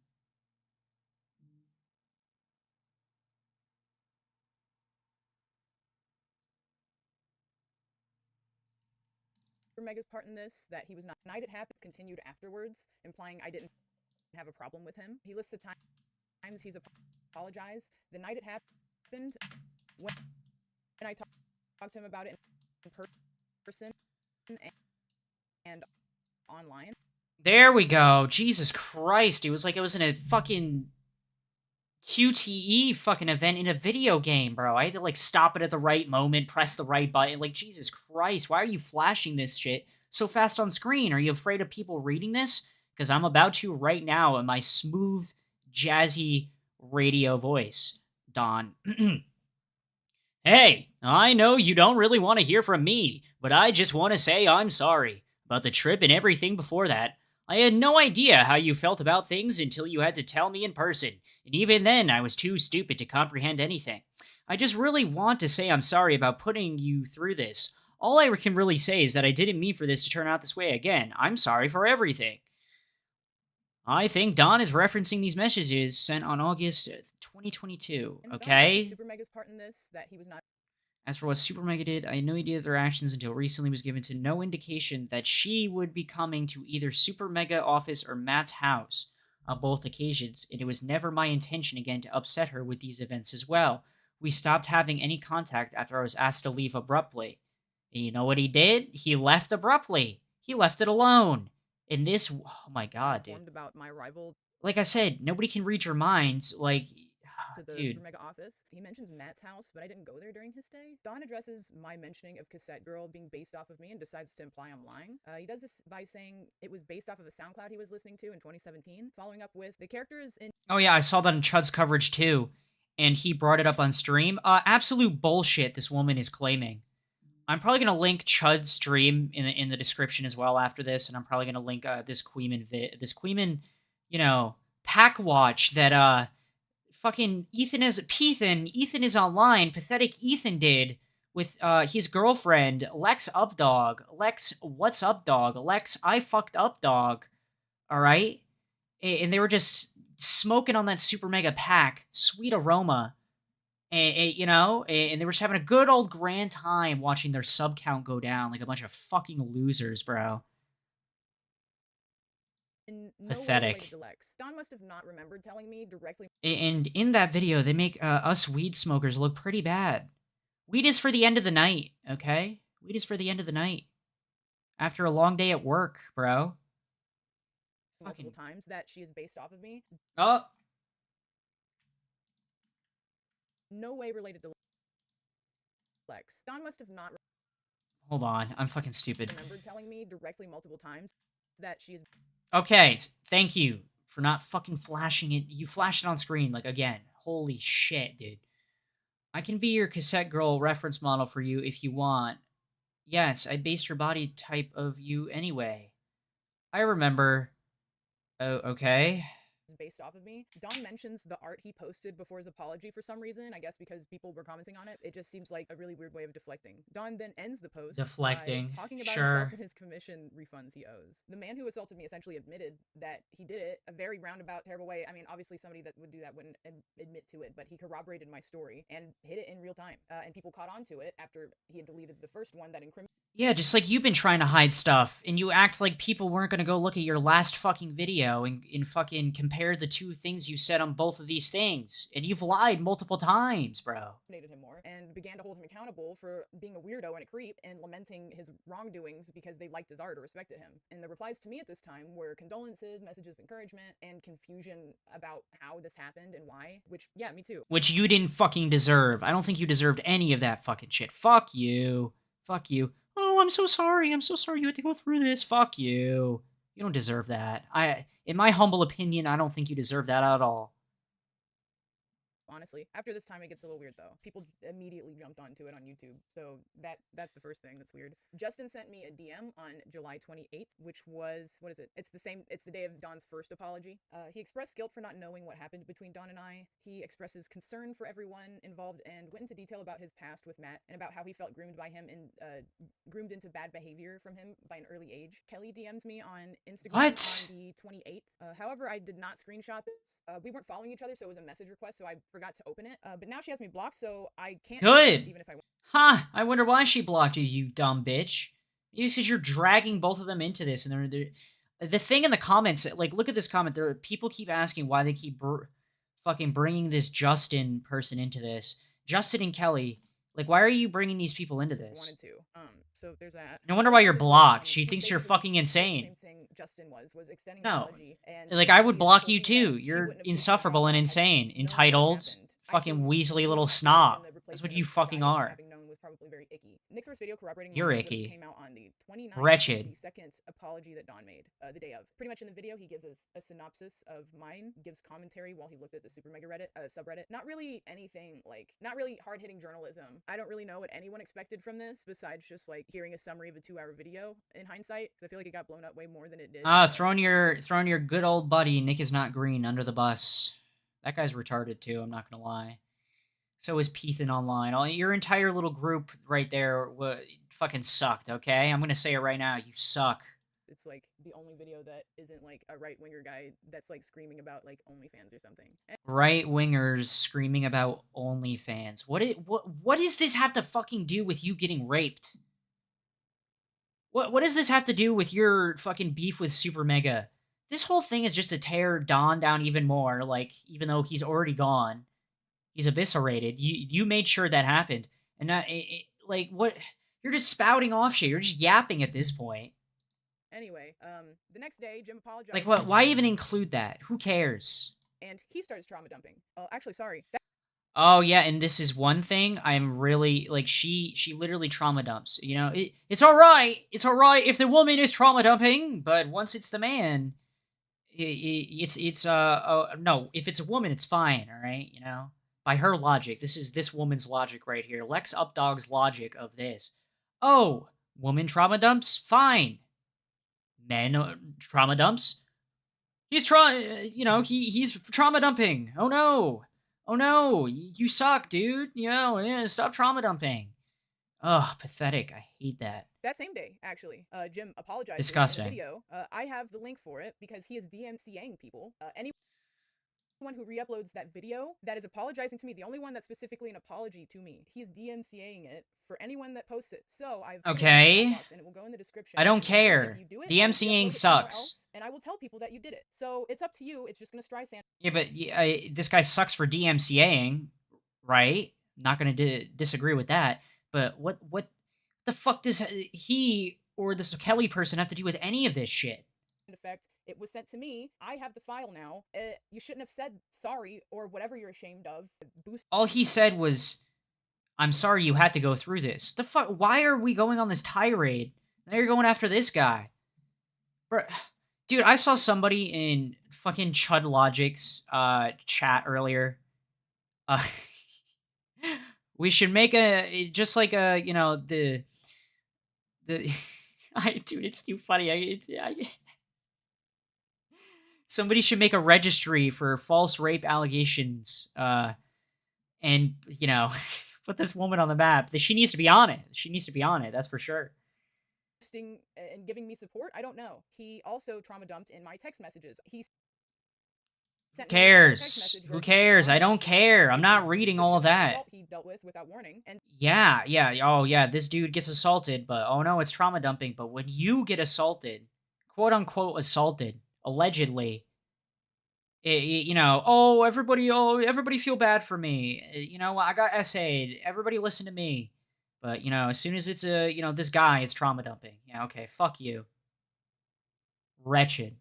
then asked me for coffee, and I did not respond. I goes without saying, I think, why I wouldn't have responded to that. I don't even know what you can Yeah, as anybody should say the same thing about you. say to that. It was just, like, purely overwhelming. No, did not. Yeah, and you don't think people were overwhelmed when you fucking did... Dude, it's not feel stupid. going with the guy that put me in a headlock and kissed me after I told him about my assault. Despite being the... Oh, yeah, wasn't... Wait, what? Oh, yeah, it's the guy that made out with her. He did... Oh, dude. Yeah, he's a bit weird for that, but she made it seem like he fucking assaulted her or something, bro. Men, do not have sexual contact at all with this woman, okay? You will be falsely accused of something, dude. Put her in the registry! Put her in the registry right now for false rape accusations. Do it right now. The kindest and least accusatory out of all the videos addressed to me. Many clocked him immediately on trauma dumping and centering himself in... Yeah, you just bring up Redditors, you know. Redditors, bro. Like, some of the worst types of people. Jesus. The argument, or whatever you want. Let me read these to show how fucking despicable and retarded these people probably are. And then asked me for coffee, and I did not respond. I goes without... No, did not feel safe going with the guy that put me in a headlock and kissed me after I told him about my assault. Despite being the kindest and least accusatory... Yeah, and didn't you consent to doing that, making out with him? And then you went in the closet with him? He didn't force you to go in the closet. The fuck? Out of all the videos addressed to me, many clocked him immediately on... He's only crying because he was called out, not because he feels bad or guilty. This video and this dude can kick a bag of fucking rocks. She could have said no. He didn't drag her into the fucking closet, bro. Dude, this woman is insufferable. Same with these people defending her. Trauma dumping and centering himself in the argument, or whatever you want to call it, in his apology. I say argument just because it became one, obviously. So that was pretty funny. Also, the flies were fun. Oh yeah, the flies. Yeah. We're gonna mention the flies. We're gonna, say he probably smells out of nowhere. Ugh. All right. So Matt and Ryan's videos came out on the 31st. You know what? Just because you pointed out someone smells, they look like they smell. How about you get rid of those ugly ass bangs of yours? How about you do that? What is that hairstyle? You need to fire your barber, and if you're the barber, maybe you should just fire yourself. Honestly, at that point. Wretched. Of July. And this is the official beginning of the invalidating, minimizing, and blame shifting. Matt and Ryan decided to ignore most of the things that they could address from my video, instead opting to spend their respective videos defending themselves, despite claims against doing so. They stress that they have been nothing short of supportive, with no responses to my claims. They did! They fucking addressed it, bro, and they were like, we're sorry what this happened, we support you, yada yada, and here you sit, saying that didn't happen.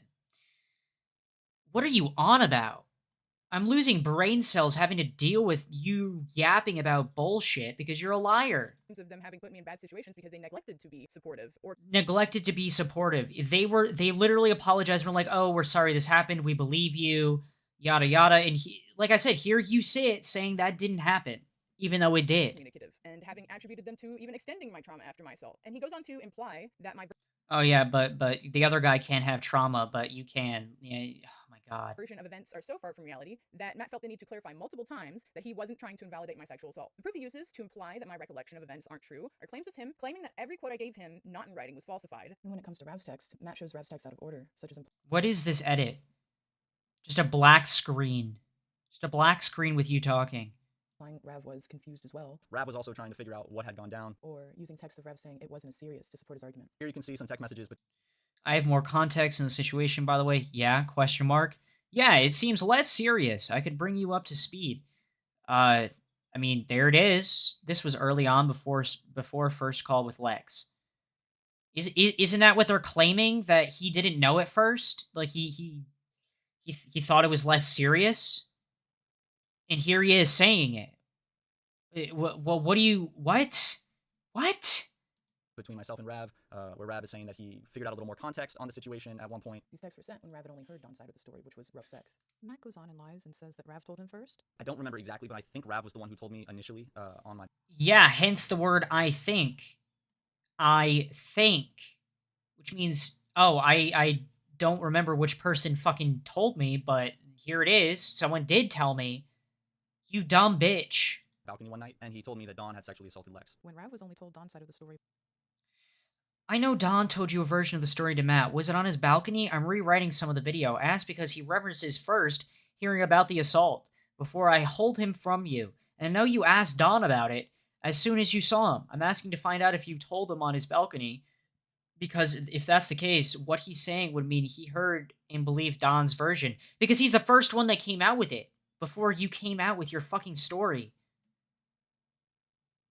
Like, what? You didn't... Did you not come out... What? If he's the first one that came out with the story, and you came out with nothing, he's gonna fucking lean more towards him, because he's just like, oh, she hasn't said anything yet. He was probably, like, more, like, middle-leaning to begin with anyways. And then the fact that somebody came out with their story first, he's just like, alright, I'm gonna take this person with a little bit more credibility, just a little bit, tiny little bit, and then you came out with your stuff, and then he decided to side with you.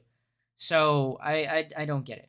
By Matt and Ryan until I told Rav directly around mid-June 2022. Also, Matt's including Rav when it really wasn't relevant for him to know what happened to me at the time. Don was staying at Matt's house. It was only relevant for him and Ryan to know what happened, so they could keep Don away from me. Either way, they... It wasn't... What? ...sign themselves in their own confusion and inaction is by bringing up about how they had supposedly... In action, they said sorry. They messed up. What else do you want them to do? This really just seems you want them gone at this point. Like, this really just seems like another super mega hit piece. I'm not even gonna lie to you. It isn't even about Don raping you at this point, allegedly.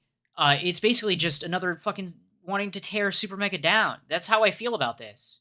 ...supposedly told Ross in their own volition about what Don had done. We also updated those who we knew. Because they already came forward with their shit, and they corroborated everything. They had receipts to back everything up, and the fact you keep going at them just shows that you're completely dishonest in this fucking crusade against Super Mega. Like, it's a fucking crusade at this point. It seems calculated. Like, that's what I think. People are going to start thinking that, and then you wonder why. Like, what? Knew that we're working with him of the situation. And we did not cover this up from other people. For example, I was the one who told Ross over the phone because Ross had a show with Dawn, and I felt... Why put the Why put the emphasis on the there? It's the way he's speaking. Who cares? Like he needed to know this. When that's just not the truth. I'm the one that told It Rav is the before Ross truth. what happened. And the only reason why Rav didn't tell him himself was because we were in the mountains still for my mom's birthday. So we ran out of internet, and Ross was worried and ended up calling Matt himself. And for that, the only reason why Ross ever figured out what happened between me and Dawn is because Ross got worried and had to call Matt himself, which Ross says himself in his stream that he I don't Matt believe himself. you. But for some reason, Matt and Ryan take it upon themselves to make it sound as if they went through their own volition to tell Ross, when really, especially Ryan has nothing to do with telling anyone. While watching this, keep in mind that this is the... Ryan has nothing to do with telling anybody. Do you mean him right here talking about it? Because if that's the case, you literally made it public first, you fucking moron. Supposed motive of them getting us to meet and talk it out. Despite the whole point of me calling to speak about my assault was to ask them to keep me away from Dawn. To be honest, Ryan and I were scared of this whole situation. Me and Ryan organized a meeting with him at our office where we sat him... Scared for themselves. Ugh. Ugh. Down and confronted him about this. We asked him what had happened that night, and he explained it from his perspective, which was very different from Lex's perspective. We felt a little confused on what had happened that night, which I now see was an absolutely, terrible... And here they say they made a mistake. whoop-de-fucking-do. Here it is, Lex. This is what you wanted. They apologized. We're like, yeah, we do believe you. We're sorry that it took us a little bit to figure things out, but we do believe you. Even after all of that, you're still here fucking complaining about it. Terrible move. Like they didn't defend you somehow, but they did. Suggesting that. He explained away the assault, excusing it as a miscommunication of boundaries in an intimate moment, and we told Don if he truly believed that, if he truly believed that it was a boundary miscommunication, then he should apologize to Lex directly. This was, of course, the wrong decision. Having a victim and an abuser, telling them to, maybe to talk to each other, horrible. I have text messages from Matt saying they talked with Don and it went well, and we had a phone call about it. So that's funny that you tell me that it's fine.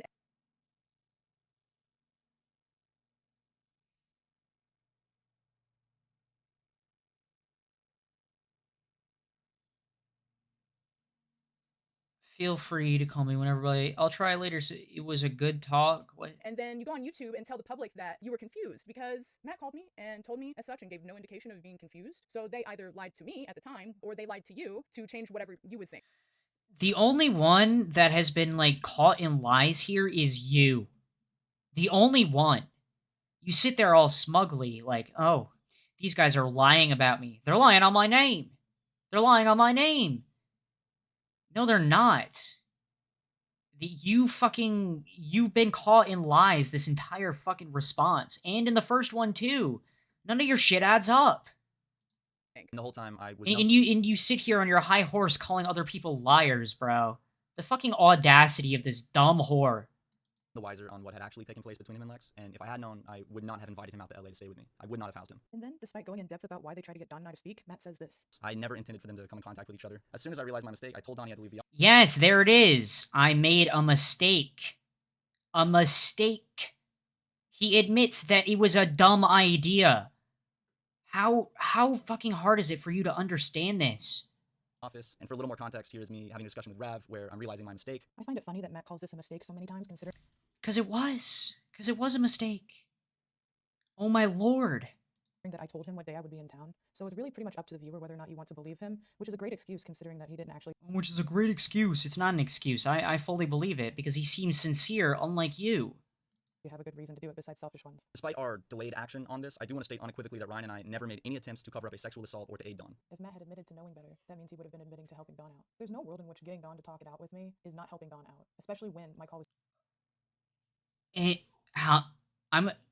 I'm absolutely baffled by the lack of brain cells this woman has, and how many she's stealing from my brain to put into hers, okay, for her bullshit arguments. Holy fuck, I'm losing brain cells. Over and over, they take matters into their hands when it really wasn't their business to do so. They did the What do you mean they took it? exact opposite of what I had ever asked them to do. Their actions follow the logic of people that don't think my assault was a big deal. Ryan doesn't mention anything about trying to emotionally blackmail me with being sad. That isn't we already went over this. That's not emotional blackmail. At his birthday party after seeing Dawn the same day because of the choices he made and using me being upset at their lack of communication after that. Are they supposed to read your fucking mind? What? Using that to reject to speak to me because I was upset, to hold my own emotions against me. Ryan held my feelings against me for how he handled my trauma. In their videos, they imply how they handle... Oh my god, bro. And she expressed that she did not want this to be a thing that was public. But thankfully for them, I'm very consistent, and I've specifically spoken to other... You are not consistent. Never say that again in the history of your entire life. You are not. You are the complete opposite of fucking consistent. Alright? It's ridiculous. I'm losing my mind over here, bro. About how they were conversations Need that to chill out. have in person, not in private. Those are two different words. In their videos, they lie about cutting off Dawn personally and professionally. And they did cut him off professionally and personally. They don't say when specifically. Again, after some tiptoeing. Who cares if when it was when, bro? They did it. Who cares? We ended up cutting ties with Don, both personally and professionally. We cut all contact with him. In response to what Lex told us, we removed Don as our channel artist and we cut contact with him 100%. In August, Ryan liked Don's art and it was posted into the Don channel in the supermega server that was still there and was there until it was deleted. Matt goes on to showing anonymous Discord screenshots from an anonymous Discord of quote...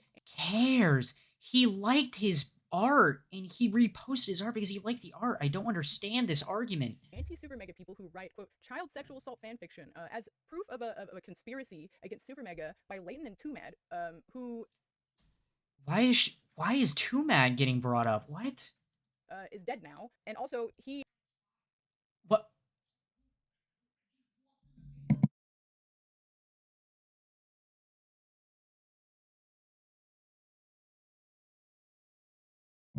Yeah, I don't... I'm losing my mind. I'm losing my mind here. He immediately shit on me as soon as my video came out. So you're shitting on him after he's gone. Wow, that makes you look like a definitely better person here. Wow. That's so cool of you to shit on somebody who's already dead. Even though he was insane, yes, he was a crazy dude, but he's dead. What I don't get the point of shitting on somebody that's already dead. Exactly, bro. These people are haunted by Too Mad after he's gone. This is too funny. W Too Mad. And blocked me. I miss the rage. I need I miss the rage in chat right now. I miss the rage spam. Okay, thank you. And now he's dead. So Matt doesn't know I'm a child sex assault survivor, so that's strange that I would hang out in a pedophile Discord. I find What? What? Where did this? What? that weird that I would do that. That's news to me. I found that out whenever. What? You just brought that out of nowhere. What? Shit, I didn't know I did that. Matt tries very hard to make his proof look convincing by highlighting the date of the email, which was April 21st, over and over and over. Mind you, that day, I had gauze in my nose from surgery, and I was in Tennessee, so I don't really know what that's supposed to mean. Anyway, it completely ignores the fact that nobody knows where it's from, who it's from, if it's real or fabricated, and Matt makes no comment about how most of it is blurred, with no reason given. I cannot understate how blurred this email is. Anyway, flimsy evidence aside, you can't blindside someone with information they already knew about. One of the things I find that's interesting that Matt decides to do is he shows our second to last text message exchange and words it as if it's our last time we spoke, when in reality, he showed the last text message. Good luck. We should hang out whenever you have some free time. What you doing? Eyeball emojis. I'm back in Charlestown. What about you? I got really stoned and forgot to reply. I laughed my ass off. What? Just before Leighton got Happy birthday, Matt. Love you. I hope your day is great. I'm in town hanging out with Ethan. fired to support his argument. Wait, let me... He showed the last text message range and words it as if it's our last time we spoke, when in reality, he showed the last text messages before Leighton got fired to support his argument. That communication ceased around the time that we fired Leighton, who was a close friend of hers. Because I spoke to him 10 days before Creator Clash, before I saw him in person. That was April 5th of last year, 2023. I did not respond to his last message because I didn't feel like talking, because I was Okay, I don't get the point of this. I'm skipping through this. I don't care. thought were helping me, somehow wasn't enough. I'm in no way saying that her coming forward with the Don situation is a ploy by Leighton to get us canceled. However, there's a lot of other stuff that I think the dots can be connected. Yes, which is completely correct. There's a lot of corroboration and dot connecting to make it look like you're just trying to bring these people down. It looks like you, Morg Pie, Leighton, fucking Nick is not green. We're trying to take these people down. You're all wretched. Messaging in their videos had people walking away thinking that either I was exaggerating about at least some parts of my story, or that I was simply lying about everything. Nick's follow-up video, August 2nd, Nick decided to make a follow-up video where Nick Nick followed up and just gave a summary of what had happened since my video, or his last video, I guess. He didn't ask me about anything or tell me that he was making it. If he had asked me about it, he would have found out that I hadn't even watched Matt Ryan's videos, or Jim's, I can't think of his name, or Jim's video. Who cares? You're just throwing him under the bus at this point. And then didn't you ask him to talk about it? What didn't you literally ask him to talk about it? Who cares? So that was what made me actually watch their videos. So up until this point, I had no idea what was going on. He did, however, bring up the text not mentioned by Matt, which I appreciate. Although I think by the time... Oh yeah, I appreciate you did this one thing for me, but I'm gonna throw you under the bus real quick. You fucking... Oh my god, dude. Next video came out, people had already been encouraged to connect the dots by Matt, so I'm not sure how well received it even was. Nick ends the video by talking about himself a little bit too much, and he says it's the last time he's making a video about my assault. Unfortunately, that was not the truth. After this, Matt Ryan Justin and redacted content creator, I won't say, went to Disney, and I never heard from Justin again. On the 26th of August is when I unlisted my video. Now this is about a month, almost exactly a month after I posted my video. Basically, anybody that was supportive filtered themselves out, and the reactionary people that were there to just like make content out of it started... Oh my god. ...in and documenting drama, and it fueled a lot... Bro, yeah, bro, because it was... Who cares? It's the internet. People are going to make content on big drama. I at the time was not prepared to handle. I started to get harassed more and more by right-wing commentary reaction. Harassed by right-wing commentary channels.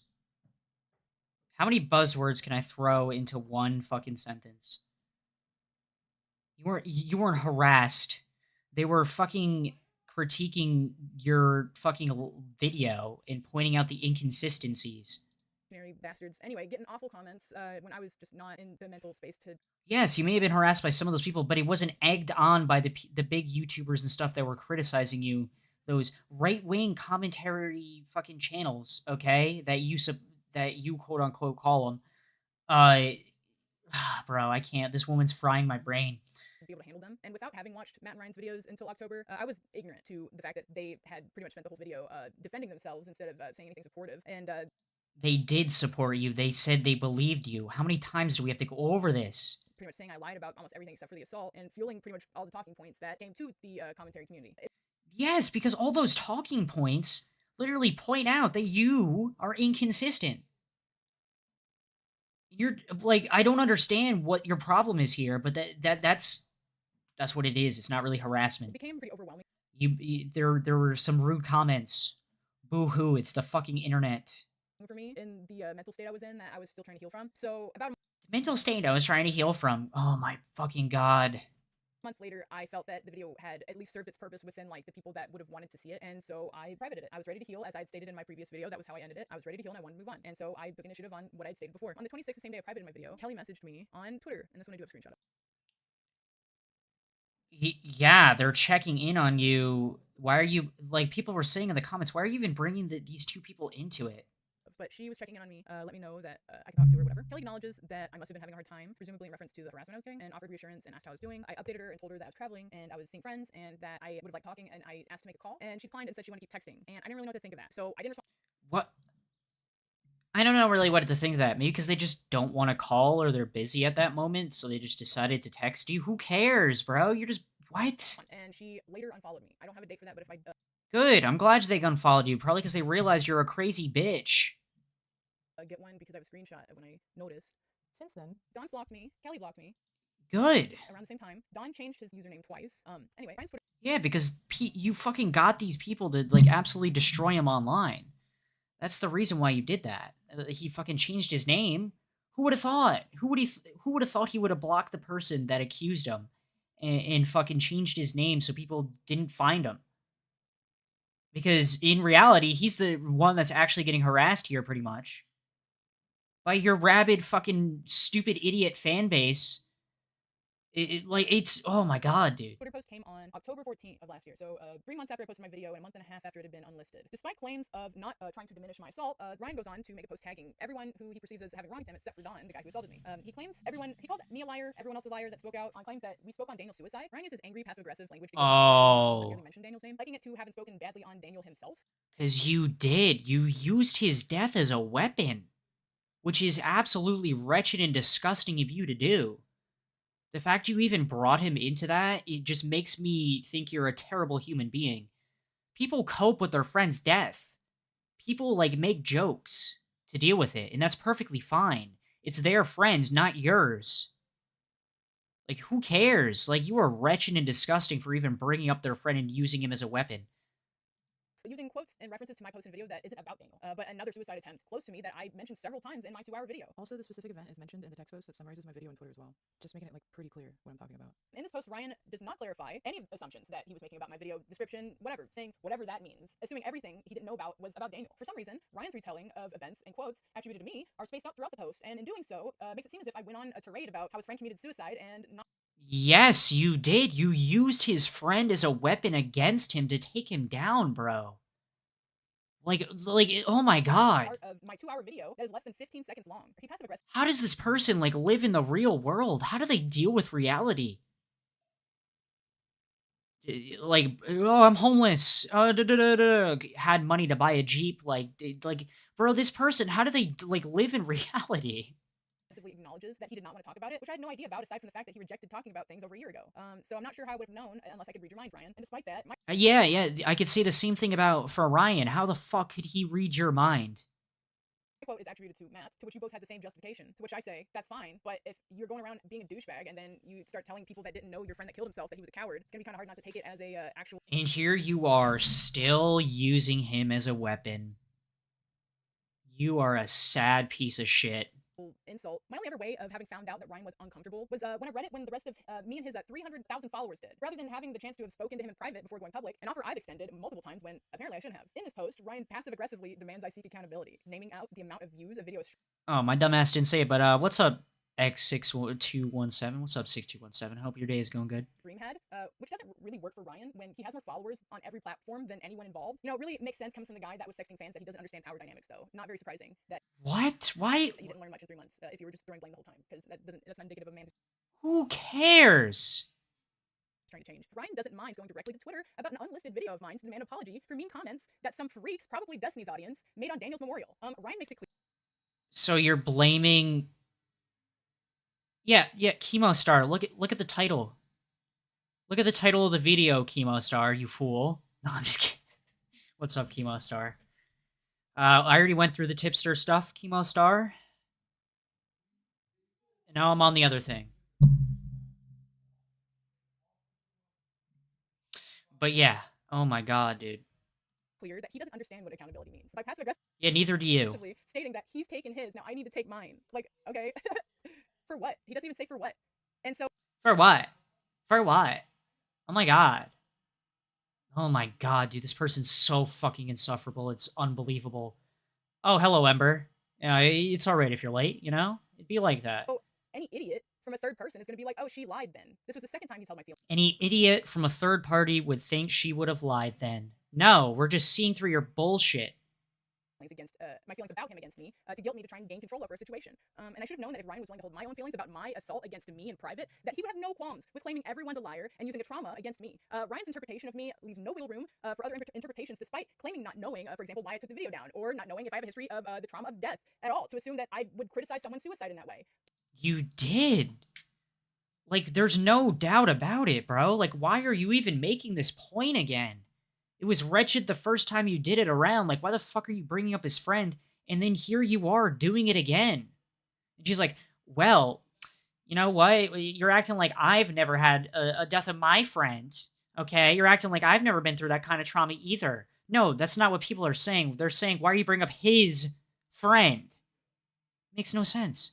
To assume that I was speaking on Daniel is disgusting. Did you even watch my video? Because you did. I did watch your video. It was a shitty-ass video just like this one. Because there's no other way to take how you speak in your post besides that I was talking about Daniel, when I was talking about how he was being spoken about. Yes. And guess what? It's his friend, and that's how he coped with it. Humor. You even said that they were laughing and joking. Because it's his friend's death, that's how he copes with it. And he said that himself, I think. So, like, what the fuck are we here for? By y'all who are still alive. Speaking in a disgusting way, which I did. Yeah, no, you're the one speaking in a disgusting way right now for the second fucking time. You wretched... Oh, dude. Didn't even accuse Ryan of. I've only accused Matt of because I heard him say it twice, and I will stand by that. From how passive-aggressively Ryan words his post, I don't know if Ryan understands why victims speak out. Says the one literally being fucking passive-aggressive right now. At all. They speak out on what happened as if I'm only bringing it up because I'm mad, a personal vendetta. They phrase everything as if this event It seems like it. rather than this being the eventual outcome of pledging support to someone, then ignoring and gaslighting them when they want to talk. Making the choice to say that everything I said except for the assault was a lie and putting it into question, and also claiming that everything that wasn't written explicitly in writing was a lie, while also claiming to support me, have supported me right out the gate, before shifting negative focus onto me, rather than having any words to say about the guy who was... They said what they said. They said they made a mistake, and then they pointed out the inconsistencies that you said and brought up the fact that you used his friend, their friend, as a weapon. It was one of the best response videos anybody could come out with. And it completely cleared them. Really cleared them all across the board. It was an excellent video, excellent response, and that's why you look dumb here. Assaulted me. Nick made 5 different apologies, apologized for pretty much any involvement, says he shouldn't have involved himself, invalidating. Nick was just basically apologizing for whatever he was getting harassed for in the moment, and then said he was going to stop posting about it and then cut me off. I sent our first text since March 2022, and he doesn't respond, and then goes on to make a 5th apology. Crazy, right? And his 5th... Crazy, right? Oh my god, bro. Yeah, you just throw your friends under the bus. Yeah, something like that. I mean, granted, Nick did act like an idiot here. He is a fucking retard, just like the rest of your friend group. But, yeah. Still up. That's just throwing your friends under the bus. So fun when they're defending you. still, I make harmful content one. And the goalposts have been moved so much, he's basically... Oh, dude, you made my rape look stupid, even though I asked you to fucking, talk about it. Oh, no, you made me look stupid. You made me look dumb. Oh. Apologizing for, like... Shut up. His whole career, which that just has nothing to do with me at that point. But Nick was being hella performative by only standing up for me when it was convenient for him, so that's pretty, like, dirty move. He needs to get rid of values for real. I just kind of feel bad for him that he, like... Oh my god, I just feel bad for him. Dude, she checked off all my bingo cards, false rape accusations, holding a Starbucks cup, the Valley Girl accent, like, oh my god. All the bingo card, just fucking 3 in a row. Ugh. He betrayed himself too. I mean, shit. Accountability is not punishment. The difference between accountability and blame is that accountability is established before and blame is established after. Now, keep that in mind. Okay. To make an apology would not be genuine, as the circumstances in which they were demanded. Apology was not genuine. It seemed pretty genuine to me, and what is the point? Like, what else do you want from them? Like the only step forward after this is like trying to destroy them. Were to humiliate rather than to mend any relationship that doesn't exist between Ryan and I, and therefore would be merely for a public gesture. It's not a situation that can be repeated again, and this leaves a fundamental gap in the structure of an apology, which is the promise to not repeat the mistake. Using Nick's apology as an example, not only do I think Nick didn't know what he was apologizing for, which fed into it feeling fake, but I have no reason to not believe that giving into such public humiliation and apologizing for other people's actions would further Daniel's memory being used as a bargaining chip for onlookers who care much more about internet. Daniel's thing used as you literally used it as a fucking argumentative fucking thing to tear down Supermega. You are fucking gross and disgusting. The fact that you're like flipping that and saying, oh no, like I wasn't doing that. Yes, you were. Drama from their favorite YouTube grifter, and not giving respect to sexual assault victims, much less victims of suicide. Giving a fake apology would be incredibly dishonest, and considering the original context of this topic was a video of me talking about my assault and how it got covered up, I find it incredibly inappropriate. I want to make a few things clear before we go. It's clear. Let me do a few things before we go. That Shut in up. regards to Don's behavior, their behavior didn't matter considering they tried to control the situation long before it was ever public. There's You know what all the signs point towards? Like, you tried to control the situation with your little cabal over there trying to take down Supermega. clear power imbalance that was used against me once it was perceived that I Now there's power imbalance. Now there's dude, like, what the fuck are we on about here, bro? There's so many buzzwords. It's unbelievable. could possibly have a story that could ruin Supermega. This could. It's true. That's what the evidence leads towards, okay? And that's what everybody thinks. Would have happened if they did the right thing. Despite this, Matt and Ryan still chose to react the way they did. Why? It's because they weren't confused. Matt and Ryan immediately became defensive and secretive over word of my assault before any expression to go public had ever been expressed. Matt's attempt to sweep it under the rug failed after I denied an offer to an apartment while he was intoxicated. He'd apologized right before. Matt gave conditions with the gift offer of paying.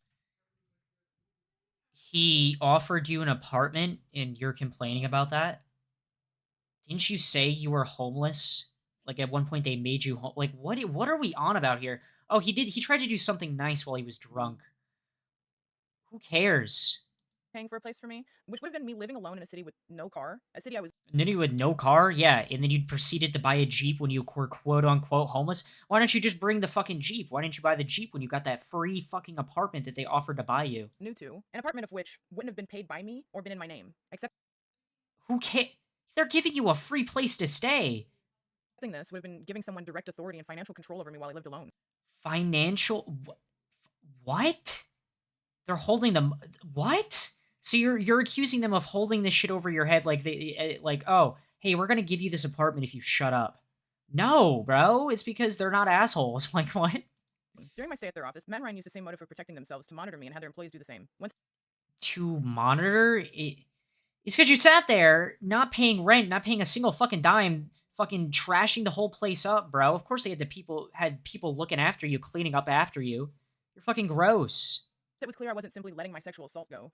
Yeah, you know what's funny? Didn't she bring up flies earlier in a video? Didn't she bring up flies flying around somebody? Yeah, I bet that's what the office looked like when we were living in there. Dumb bitch.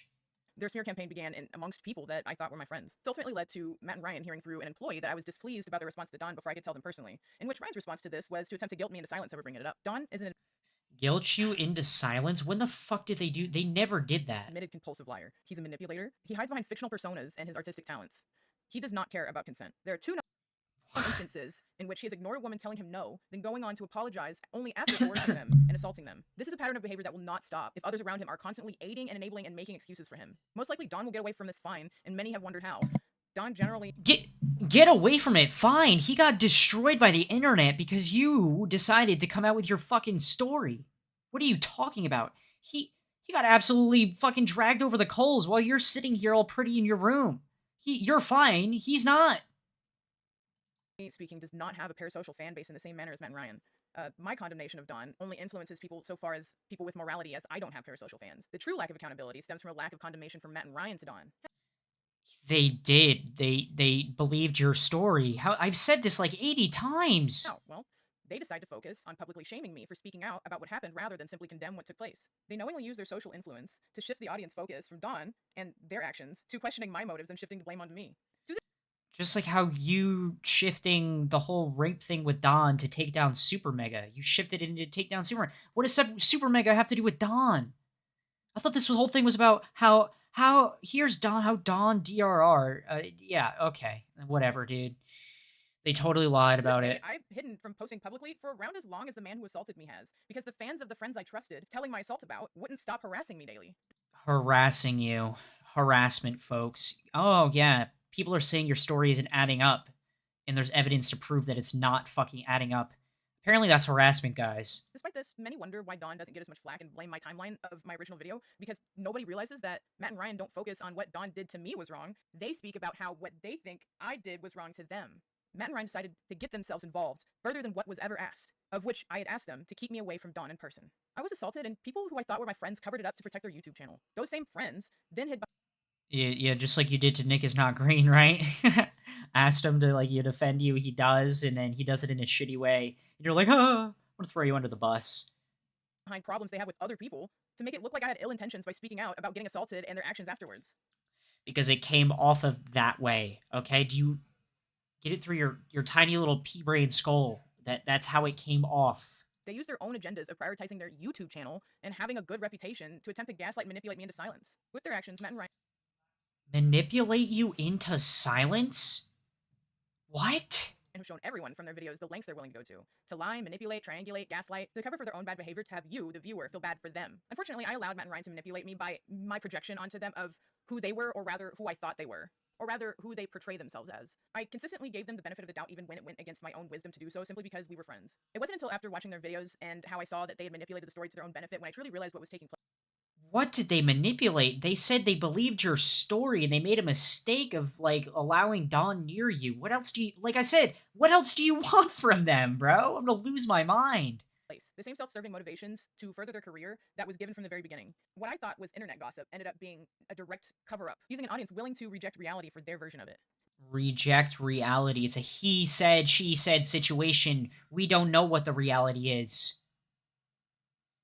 And with the inconsistencies you've been bringing out, it's leaning towards, like, middle Dawn side, okay? Alright? It's leaning towards more Dawn being a fucking awkward sexual encounter, okay? Instead of making an actual response, it's simply just easier to make a last-minute video lying.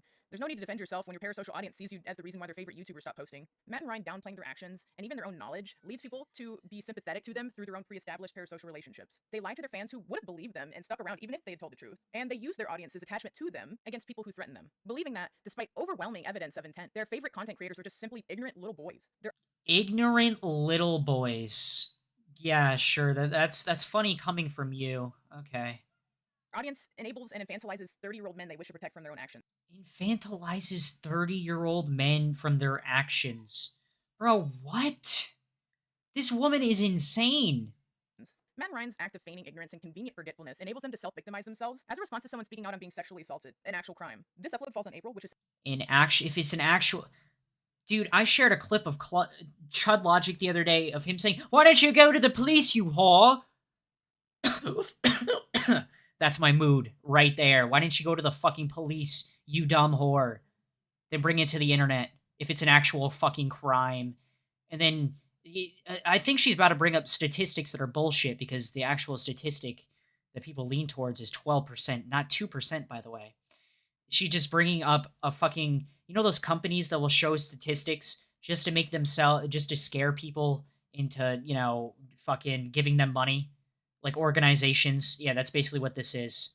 Sexual Assault Awareness Month. For many, the internet is often the only choice in speaking out. The justice system is notorious for not helping sexual assault victims. In North America, 1 in 4 women will experience sexual assault, rape, or attempted rape in their lifetime. I want to drop a disclaimer that there's a lot of discrepancies between this particular statistic. I got this one that I said in my video originally from this one. It's 12%. It's 12%. It's 12% that are false. At least from what I hear. Okay? And I'll link it. And they use... Alright, it's between 2 and 12%, apparently. And they, for some reason, round it down. They always seem to round it down. It's they go for the 2% instead of in between 2 and 12. Instead of rounding up, they round down, and this is exactly what she's using to fucking make her point look better. It doesn't. It makes you look like a fucking moron bringing up statistics you know nothing about. Because I got it because it's from 2020. So it seems like the Yeah. Let me bring up an article because it's from 2020 or a study. Yeah, because it's new. most recent one out of all of them that I'd looked at. And here is where I got that statistic from. However, there's this statistic that is 1 in 5 women. This particular website is the National Sexual Violence Resource Center, and it says 1 in 5 women experience. All right, I'm skipping through this. In one thing into a second. And that's where I include it. This less than 5% report these to the police. Shame and fear being one of the largest reasons why. 310 out of 1,000 women, out of 1,000 Oh my God. story over and over in court. Whether to the cops or anyone else, this rings true for victims. People don't speak out when they feel scared. When someone says that I'm making it harder for victims to speak out, I know that isn't true. You Because others have are. felt empowered enough to tell me their stories privately and publicly. You are, and it's despicable. Thank In you. response to my story, some for the first time. What scares people You know what, guys? I think I'm done with this. I'm developing brain rot. There's 2 more minutes, and it's probably just her final thoughts, just repeating the same shit over and over again. So, and me as well. I just been fucking repeating myself because what else is there to say? This woman is retarded. We're gonna watch this. We're gonna go over because this is the only 15K views from Queeman because this is the only known archived footage of you know. Ethan is online, pathetic Ethan, and Lex smoking on that super mega pack, going over their sub count loss. Like, this is ridiculous, bro. This is fucking shameful and fucking saddening. Boyfriend on big lefty YouTuber. Shout out to Queeman, by the way. Super mega. It's a bit late, I'm not gonna lie. I'm not gonna play this entire thing because it's 39 fucking minutes, but I want to go into when Lex enters. Put Super Mega's live sub count on the screen because that's what. Where does Lex come into? All right, here we go. When Lex comes into the room, I'm gonna start it there. Oh, charge your phone. Charge your phone. Charge your phone. The chin chaos. Oh, this angle is perfect. You can see Garfield that he has the Dude Perfect hat on. You can't really usually see it that good.